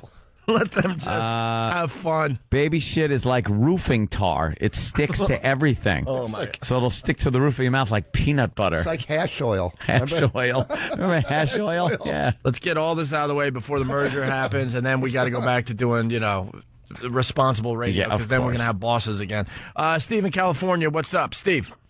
Hey, actually, my family and I actually ate the placenta of our last child. There you go. No. Why? I'm telling you, Anthony, you got to believe. What would be the reason? This is happening. Yeah, why? Why? It's like you guys said, or like that lady said, it's kind of a tradition, a blessing of the child, blah, blah, blah, good luck thing. And by the way, the baby diaper thing, that black stuff is called meconium, and it is actually a poison that the baby is shitting out. Oh, good. So it's a little bit of poison, so we got a little threat, little danger in there. That's nice. I'm thinking the... Oh. It's pretty disgusting. Why? Who talked you into eating that placenta? Because it wasn't your fucking idea, dude. Come on. Anthony, I have to say you're absolutely right, as always. No, that was my wife's idea. As a matter of fact, I called in one time and said that we had 5 kids, and Jimmy described my wife's vagina as a hoodie, I believe. Hoodie. But wait a second now. How did you cook it? Like, did you put it in spaghetti sauce? What do you do? How do you cook it? Yeah, how do you make it delectable? Actually, boss, I don't know. It was this whole traditional ceremonial bullshit that my wife and a bunch of her friends did, and they had it cooked up kind of like steak. It tasted like a combination of steak and liver. Did you sit around like candles and five pointed stars? No. It's too creepy. Isn't that creepy? Didn't you feel weird? Hey, we're getting lots of reports that the meconium, whatever it's called, isn't that bad. Doesn't smell that bad. It's not that bad. Yeah, but it's pretty disgusting. I want the green variety. Green baby shit. That you find in baby diapers. Well, the baby doesn't... You guys need to wait about a month. Wait a month or two until after. I think a 2-year-old is perfect. Yeah, I think a 2-year-old is perfect. Because the baby doesn't start eating for like 6 weeks or something. Yeah, real food. They got to eat. Yeah, I'm hearing that meconium is not that bad. I don't know how some of our listeners know that, but what about the breast milk dumps they take? What about those? No, I think we'll do some with baby diapers if we have to. Well, we just get a bunch of them and mix them together. Well, there you have it. So placenta. I don't need to see a picture of meconium. Oh my god. What did they show you? Oh my god. That looks like Jim Norton's book. It's on his chest. Oh, wait a minute. Yeah, it looks like hash. Oh Jesus. Oh God. It's like you could smoke that under a glass. Look at that. Yeah. All right, we're going to change gears. Thank God. We're going to finally change let's get off of this shit. Louis Black, everyone. Louis. I always like to follow Placenta. Placenta and baby shit talk. That's wonderful, isn't it? And now your next act. Yeah, now coming to the stage. How are you, Louis? Well, apparently the sun is shining here. Where are you? I'm in North Carolina. Yeah, we're in a monsoon over here in New York, and is it raining like crazy? Well, apparently a window broke in my basement, and water poured into my basement. So I got that to deal with once I get home. Yeah, and it's nice. Wonderful, homeowner, isn't it?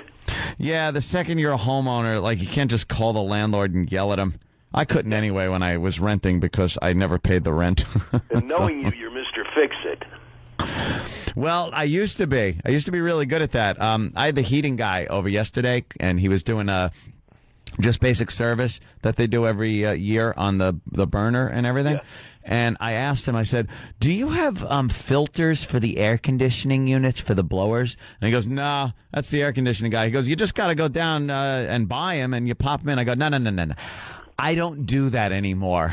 Yeah, I told him that. I popped in my last fucking air conditioning filter, and he looked at me like, oh, you don't do that anymore. Yeah, but you did it for a long time. I did it long enough, and it's the easiest thing to do. It really is simple, but I don't want to go in my attic. I don't want to know my house has an attic. I don't care. I want a guy to go up there and come down and go, your filters are in, sir. That's how I roll now. Well. I'm a fancy man.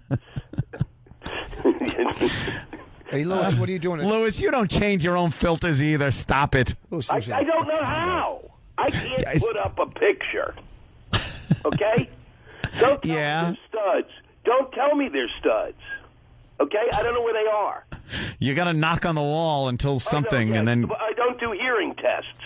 Okay? And then you know there's a stud there. You don't know there's a stud. I have missed every stud in every apartment I've ever lived in. That's what the picture's for, to hide all the holes from searching for the studs. Exactly. Who hasn't broken out the toothpaste right before you move? Just plug up some holes. Hey, Louis, what have you been up to? I'm writing a book. Yeah, you're gonna finally talk about the voyeur bus? I was going to let Norton do that so he'd have an extra chapter. You're not proud of the voyeur bus, are you? What do you mean proud? Of course I'm proud of the voyeur bus. Norton for 6 months. Norton's version in Happy Endings is very, very good. Yes. We're hoping to read your take someday. You will.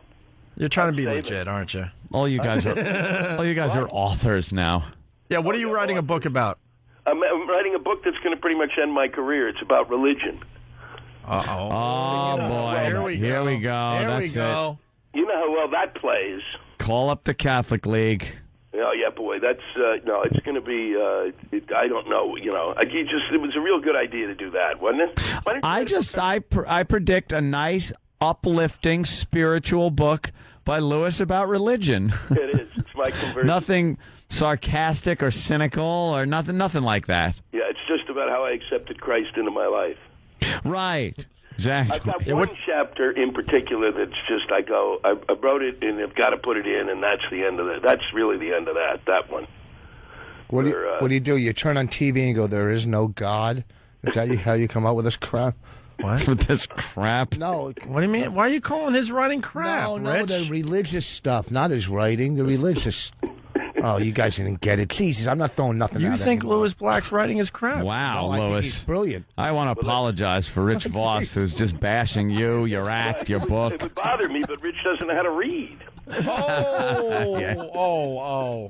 Oh. Say anything. Rich did come in here and go, you know, what was the joke? Listen. What was the joke? Go ahead. Call back on a bad joke. A callback on a bad joke that we decided to let you slide for. But now that you're trashing Louis Black's I didn't writing. say one negative thing about Louis Black. I have nothing but positive. What did you say about Jim Norton's book? I haven't read it. I just got it. I'm going to read it tonight. But you said Jim Norton wrote his first book. He finally wrote his first book. And you... I just read my first book. See, that's kind of funny now. Later in the day, that gets a little funnier. But nothing. I went to the Comedy Central wrap-up last year, and Louis Black killed, just destroyed. And I even told him that as I was kissing him. Hey, man, it's a bit. Can't you keep it going? I know, People were enjoying it. Jesus. I know. Way to tear down the wall. So, Louis, what's going to be... I'm interested in this religious thing. So, what is going to be the basic gist of this book? The basic gist of this book is, you believe in something that's really great. Now, shut up, okay? Have your belief and keep it to yourself. Nobody's interested. If it really works, then it works for you. Nobody can. You don't need me to come along and go, oh yeah, boy, I agree with you too. Screw you. Every one of these religions is out of its mind in its own way. And I've just been reading about Mormonism, and they win. They are completely crazed.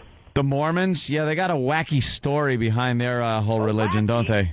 Gold plates discovered in the early 1820s. Wait, what's the gold plate thing? That was Joseph Smith discovered these gold plates, led there by the prophet Moroni, As in macro? and he discovers, and from that he wrote the Book of Mormon, and that the tribes of Israel, two of the tribes ended up coming over here, United States. And one was the and one group was the whites who were here, and the Indians, and the Indians were of course the bad group, and it's just the story goes on, and it's insane. And they had to be wiped out. And isn't it that he was the only one that could decipher what was on these things? Yeah. Yeah. So whatever he told people, they had to believe because no one else could really figure out what was said. Yeah, no, exactly. And when I was as I've been writing the book, in the middle of it, I thought, you know, what I should have just written is my own religious book. Just come up with some hooey. Yeah, why not? I mean, well, yeah, but, That's how Scientology did it. Yeah, Scientology did it. Any of them, in a sense, do it.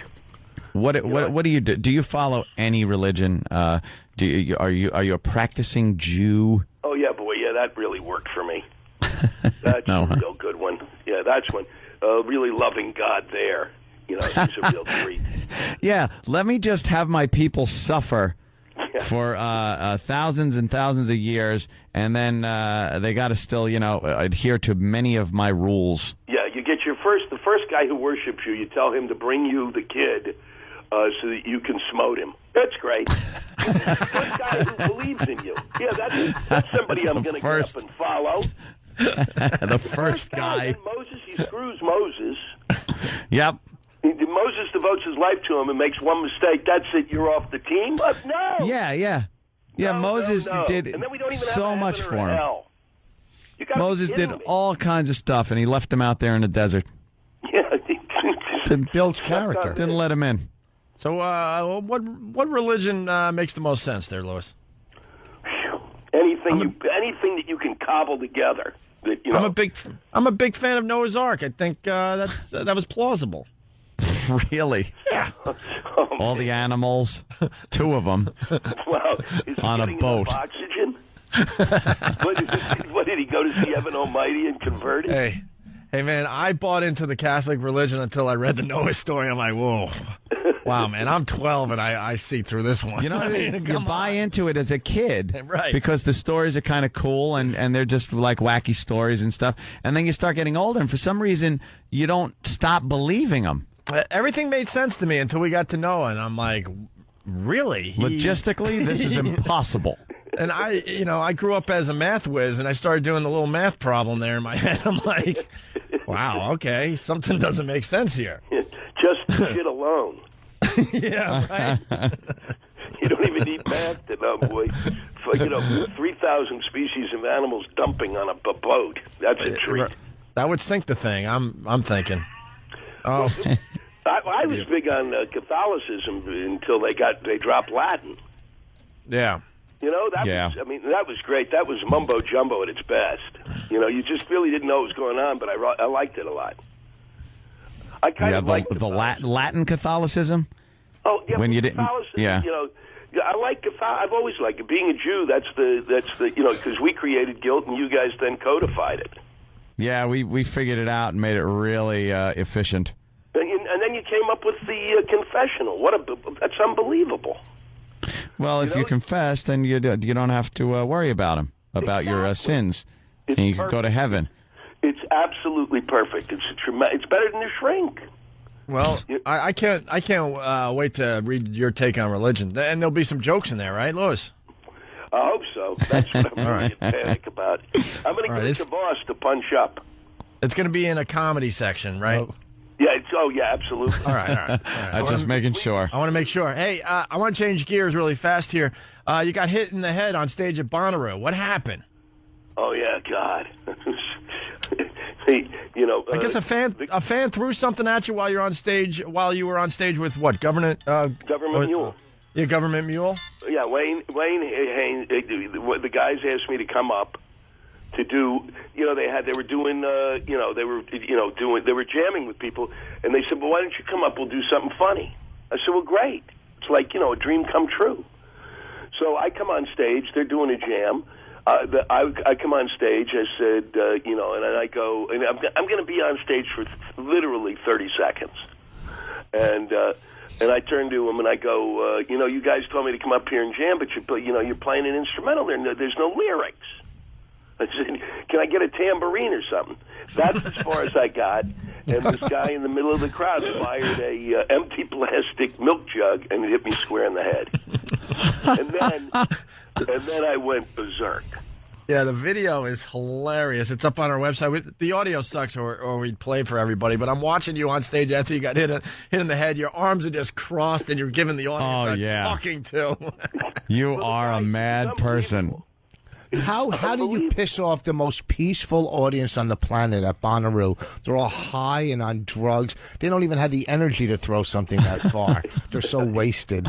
And I found the one guy who did. It pushed his button. Hey, so what did you say to the crowd and the guy? I see you throwing the finger up. I said, listen, you little fuck, I was supposed to be up here for 30 seconds. That was the deal. It was a stupid little joke. You're an absolute moron. I said, and I was going to leave, but now I got to tell you what a piece of shit you are. I said, here's something you don't do at a rock festival. You don't throw shit at the people on stage. Got it? That are trying to entertain you. I was like, I went on and on and on. Did you have them removed? Nobody knew what to do. The drummer leapt up and raced to the edge of the stage. It was like nuts. Yeah. And it's a real fun. It's always nice to be, at a nice rock and roll festival and have a nervous breakdown. Well, it was a real treat. Terrific. Hey, we got. Look, and don't ever think that the Voyeur bus isn't like kind of one of the most important watersheds in my career. You fucking idiots! It gave me a huge New York audience. It sure did, man. More street cred than I've gotten since. Yeah, getting arrested will do that. Yeah. Oh, yeah, perfect. But I'm never going back. I relived it reading about it in Jim's book. It was a lot of fun, man. Yeah. We got Noah checking in. He says, Noah's Ark, most biblical scholars and even atheists all agree of a major flood that took place around that time period. Many ancient civilizations have a written account of this happening. Okay, I'm not going to argue that, but the big, huge boat thing? The big boat with the animals. And they say the boat is on top of what, the mountain there? Mount Ararat. And that kind of proves my point, because what they have found is a boat that's not big enough to get every living species on it. That's what I'm getting at. Yep. So I'm sure the boat had something to do with something, but I think we blew it out of proportion a little bit. Well, that's the idea of religion. Yeah. You know, I mean, ark in my basement. Yeah. Then when I that's saw the whole deal. The Carnival logo on the side of the boat kind of threw me off. That was Rich Voss. So Louis, are we going to get you back on the show on a regular basis or what? Yeah. When I'm finished this piece of shit. What the piece of shit book? And are you performing in North Carolina tonight? No, I'm not. I'm actually here writing. All I can do is lock up. It's like being an insane person. Oh, you're one of those writers, man. I got to go to North Carolina. I got to find myself a cabin, man. Oh, misery. I'm not in the cabin. You know I'm not in the fucking cabin. What are you in? I'm in like an apartment. Yeah, he's going to... But you decide you need to write in North Carolina? I had to get it. Well, yeah, because otherwise, if I'm in New York, I'm not going to write. Got it? Yeah. So he's got to go somewhere dull. I'm going to agree with him. every deli and get another sandwich. Are you taking long walks in the woods for inspiration? No, writers do that. You go back to you write for a little while, then you lay down and touch yourself. Hey, you got to keep in touch with us because we got to see how you're doing in North Carolina. Yeah, how you're holding up. Right.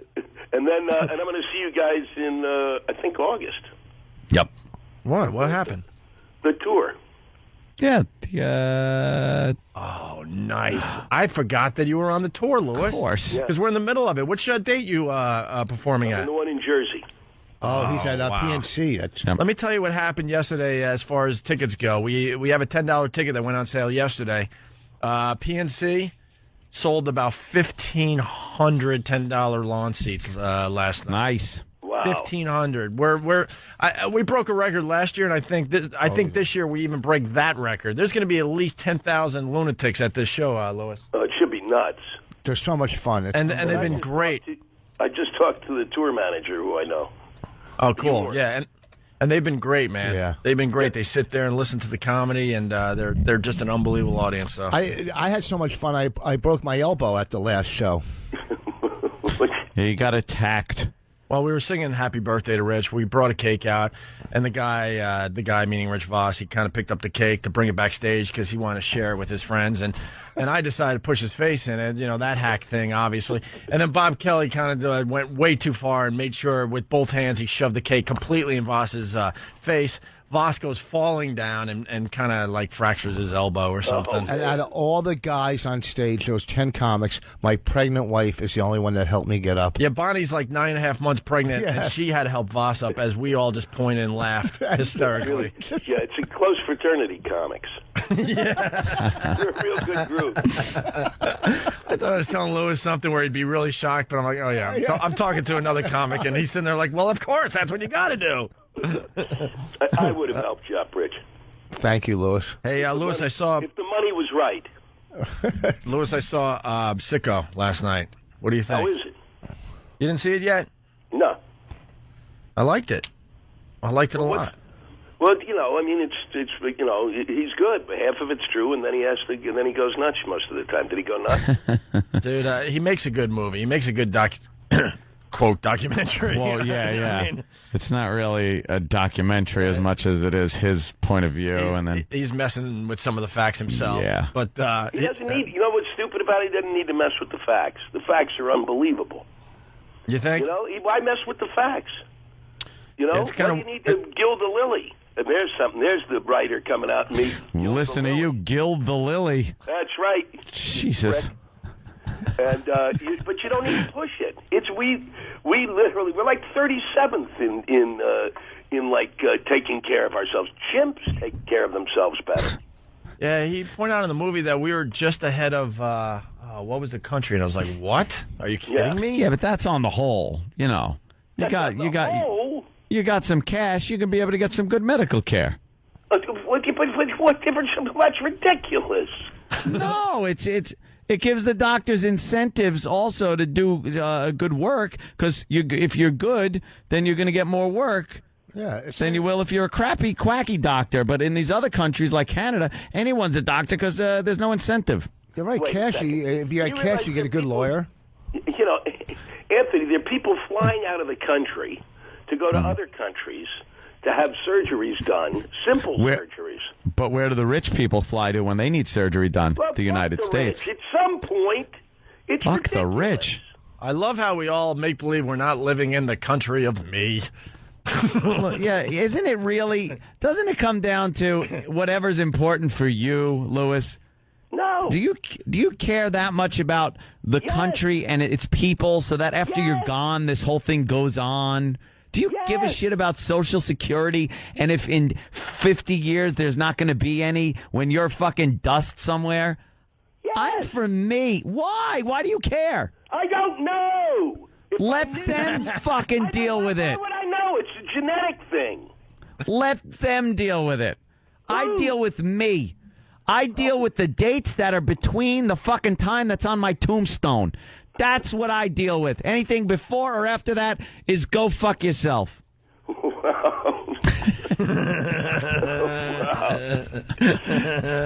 It's about me. I was saying, see Anthony in the cottage next to Lewis writing a book. Go fuck yourself. It's called Go Fuck Yourself.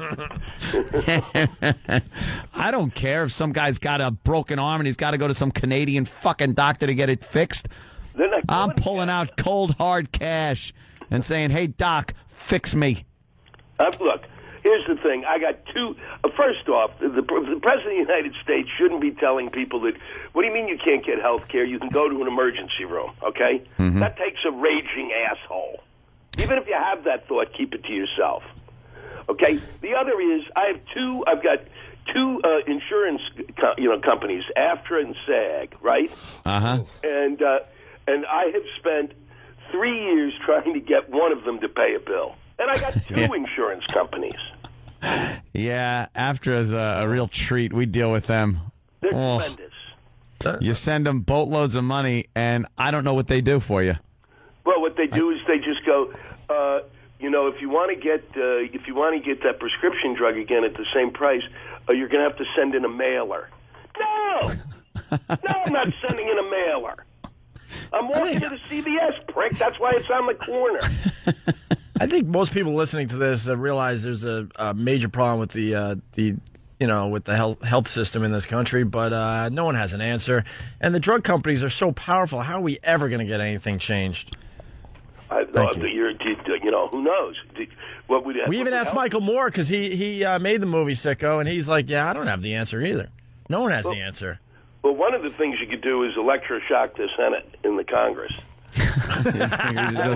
Hook them up with electrodes. Tasers for everybody? I think that's it. Anal electrodes. We're at a point in this country where both sides, and it's Republican, Democrat, it's liberal, conservative, and whatever you want to call it. Mormons too. Mormons. Yeah. They are so far apart now. They will kill their own mothers just to prove a point that they're not with the other side.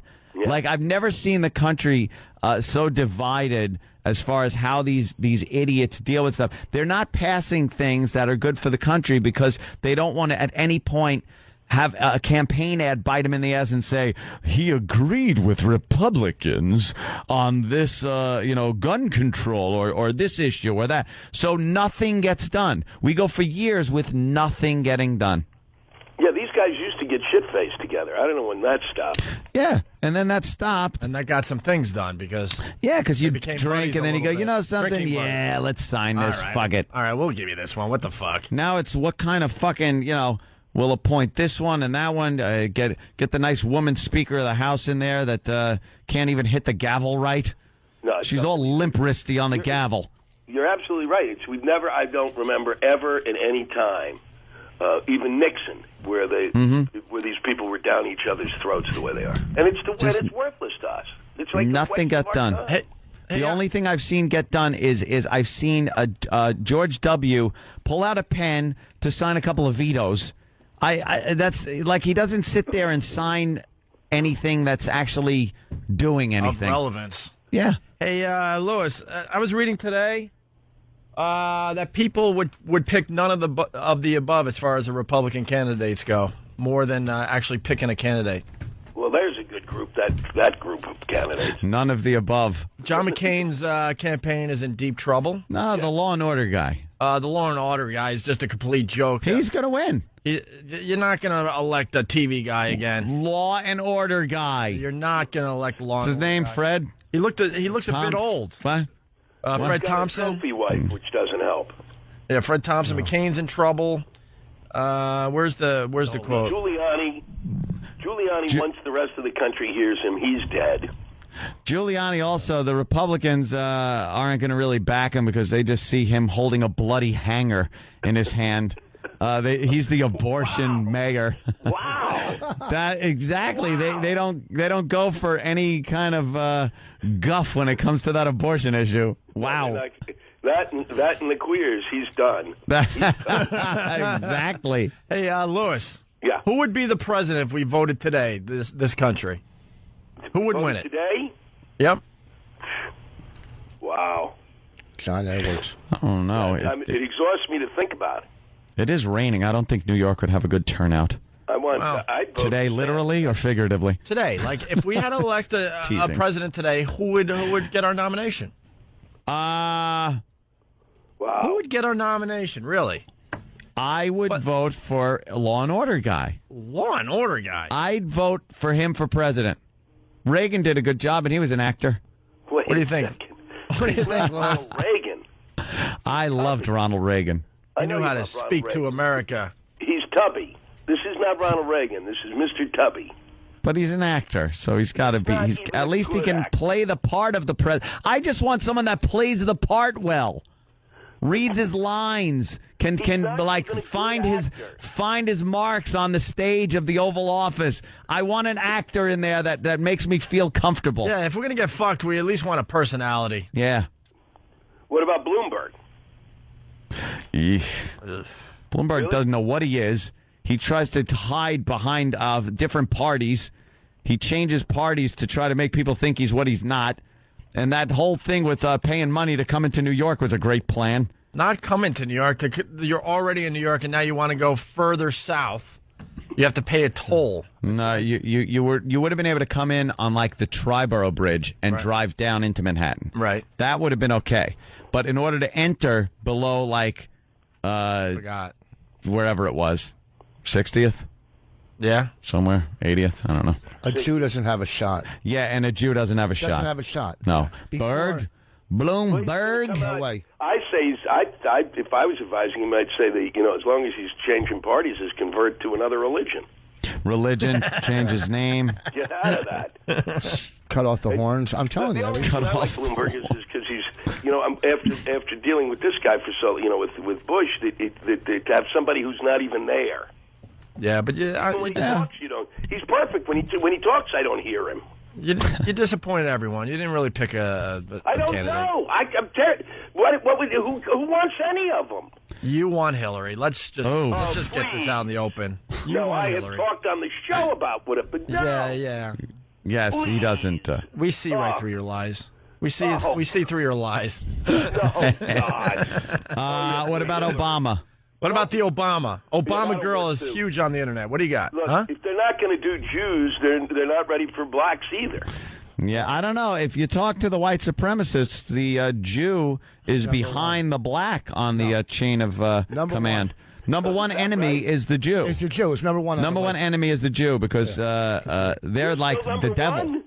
Yeah, you're still number one with the white supremacists. It took a lot of work to get there. The Jew, yeah, they're holding on. But the blacks are catching up quickly. Well, it's because the Jew is not the blacks are not a threat. They're killing each other. That's how the white supremacist thing. They're drugs. It's the Jews who are the threat. Jews are in charge of everything. Lewis, Obama is getting a bunch of support from Oprah. Oprah's going to start raising some money for Obama. What do you think? Good for her. Oprah for president? Put her own money up and shut up. Yeah, no kidding. Why is she getting it from everybody else? Yeah, but she need to funnel it. She's got $1 gazillion. How about you use your ATM card every once in a while? Stop getting money from us when you're a billionaire. We can't relate to that. Law and Order guy is going to be our next president of the United States. He's going to win. Because I'll tell you why. You're the crazy. Democrats are going with a gag ticket. It's going to be Hillary, Obama, or both. As president and vice president. And America is not going to vote for that. They will vote for the Republican again, which is amazing that the Republicans will even be able to win after having George W. in there. And the only one that isn't like so screwy, no one knows what Law and Order guy stands for or does or anything. So they'll vote for him because he seems the safe bet and they kind of like them on the show. What about John Edwards? He'll be on the ticket. They're not going to go Obama, Clinton. They're not. They're not.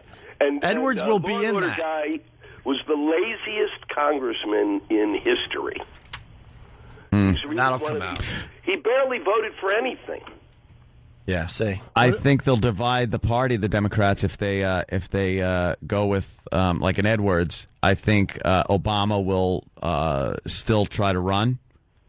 Hillary, perhaps. Gore's going to. They'll get some jerk off in there that always divides up the tickets so the Republicans win anyway, like a Nader or something. And Law and Order guy. That's who I'm giving it to. Voss said Al Gore. I think he's going to jump into the race, actor. Al Gore. I'm not. He won't even live at the White House. They'll just build a set. Like the West Wing set, a little and he facade. can just walk around there. Facade. Just a facade. He's going to be the first president to live in a facade. And he's got a deep voice, and he's kind of like intimidating. He's very presidential, kind of. He could play the president on TV, so he should do it here. And I'm looking forward to presidential bloopers and outtakes because he's an actor. They have a gag reel, perhaps, and that'll be fun. That'll get the people thinking laughs. Well, They'll be laughing. The saddest thing is, it's almost 2 years from now, and they forced us because there's no government. Now they forced us to discuss what's happening 2 years from now. It's It's like having a discussion of what's going to be on Shrek 4. You know what's even worse? To get to the president, you have to go through William Morris. We have an actor. An age, right. Very good. I got that, Rich. Lewis has some writing to do. Yeah. After he takes his long, long walk in the woods. I wish Lewis had... Are you going to sit by a pond to get some inspiration? Wow, boy, I'm coming in there, and when I do, I'm going to be on your chest. On a pond. On a pond. Are you using an old-fashioned typewriter in a cabin? Smoking a pipe? Like Walden, man. You're going to be just living on the land. Oh, boy. Oh, boy. Why? He'd rather have a bottle thrown at his head than listen to this drivel. All right, Lewis. Always a pleasure. You know that. And we'll see you at the PNC August, 26th? Yes. Nice. I swear to God, I didn't even realize that until now. I forgot. And I apologize for that. Boston. Yeah, that's Saturday. It'll be another great show. We got lots of cool things going on up there. Yeah, all right, Lewis. I'll see you later, man. Lewis, take it easy, man. Guys. I'll see you later. Lewis Black, everyone. Bye-bye. Gotta be funny. Would have liked to have told Lewis my whole strategy on how I'm going to save the country, but another day. That's okay. We're going to do a line of the day and get out of here. Well, absolutely. My house is flooding. They just showed as far as I know. They showed some footage on TV, and wow, I didn't realize how hard it rained on Long Island especially. It was ridiculous. Yeah, there was a big red blotch on the news over Long Island where the heaviest rains were. Yeah. And from what my girlfriend was telling me, it was just pouring where you couldn't even see out the windows. Wow. Did you say... Yes. Did you say rain? Yeah. Oh.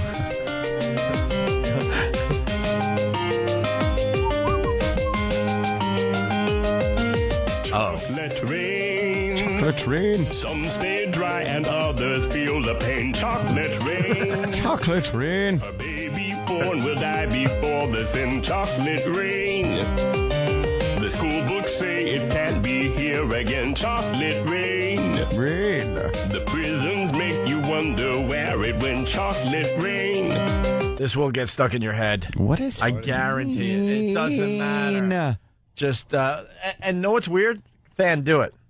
What? You were humming Chocolate Rain in between breaks. Go ahead. Watch. Chocolate rain. Oh, that's good. Oh, the even had the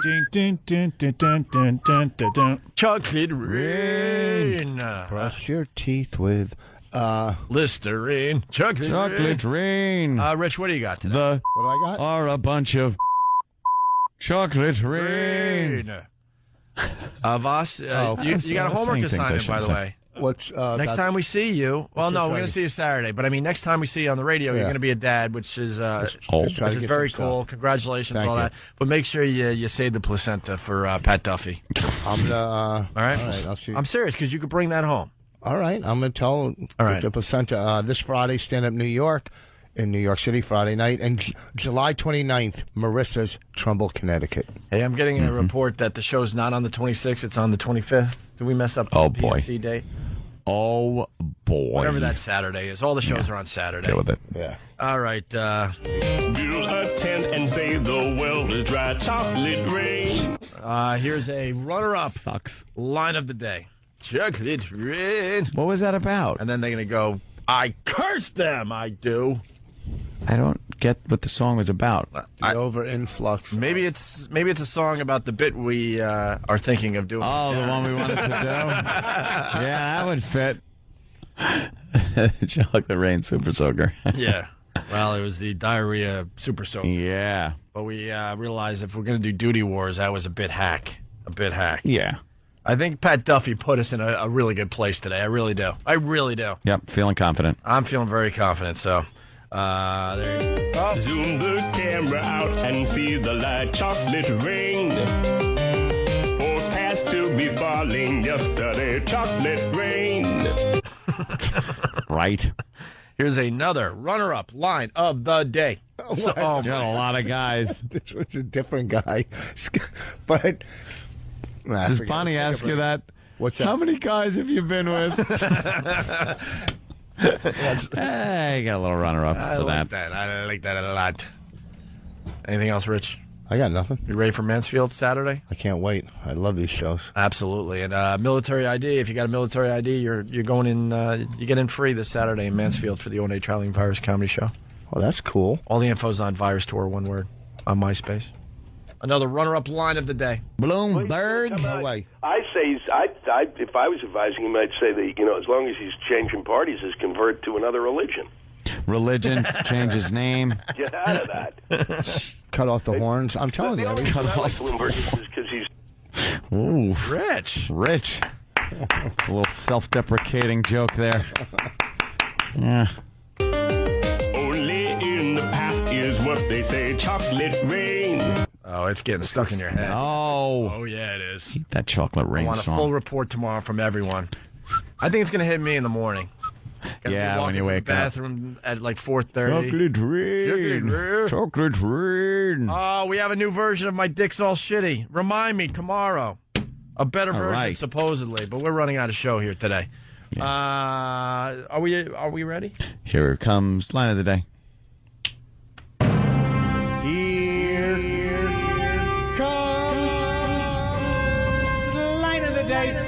Line of the day.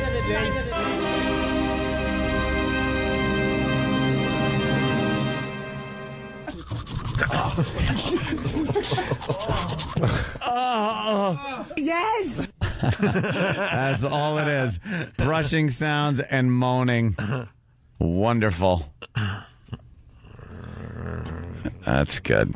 And so we leave you. The sound of brushing with dog shit.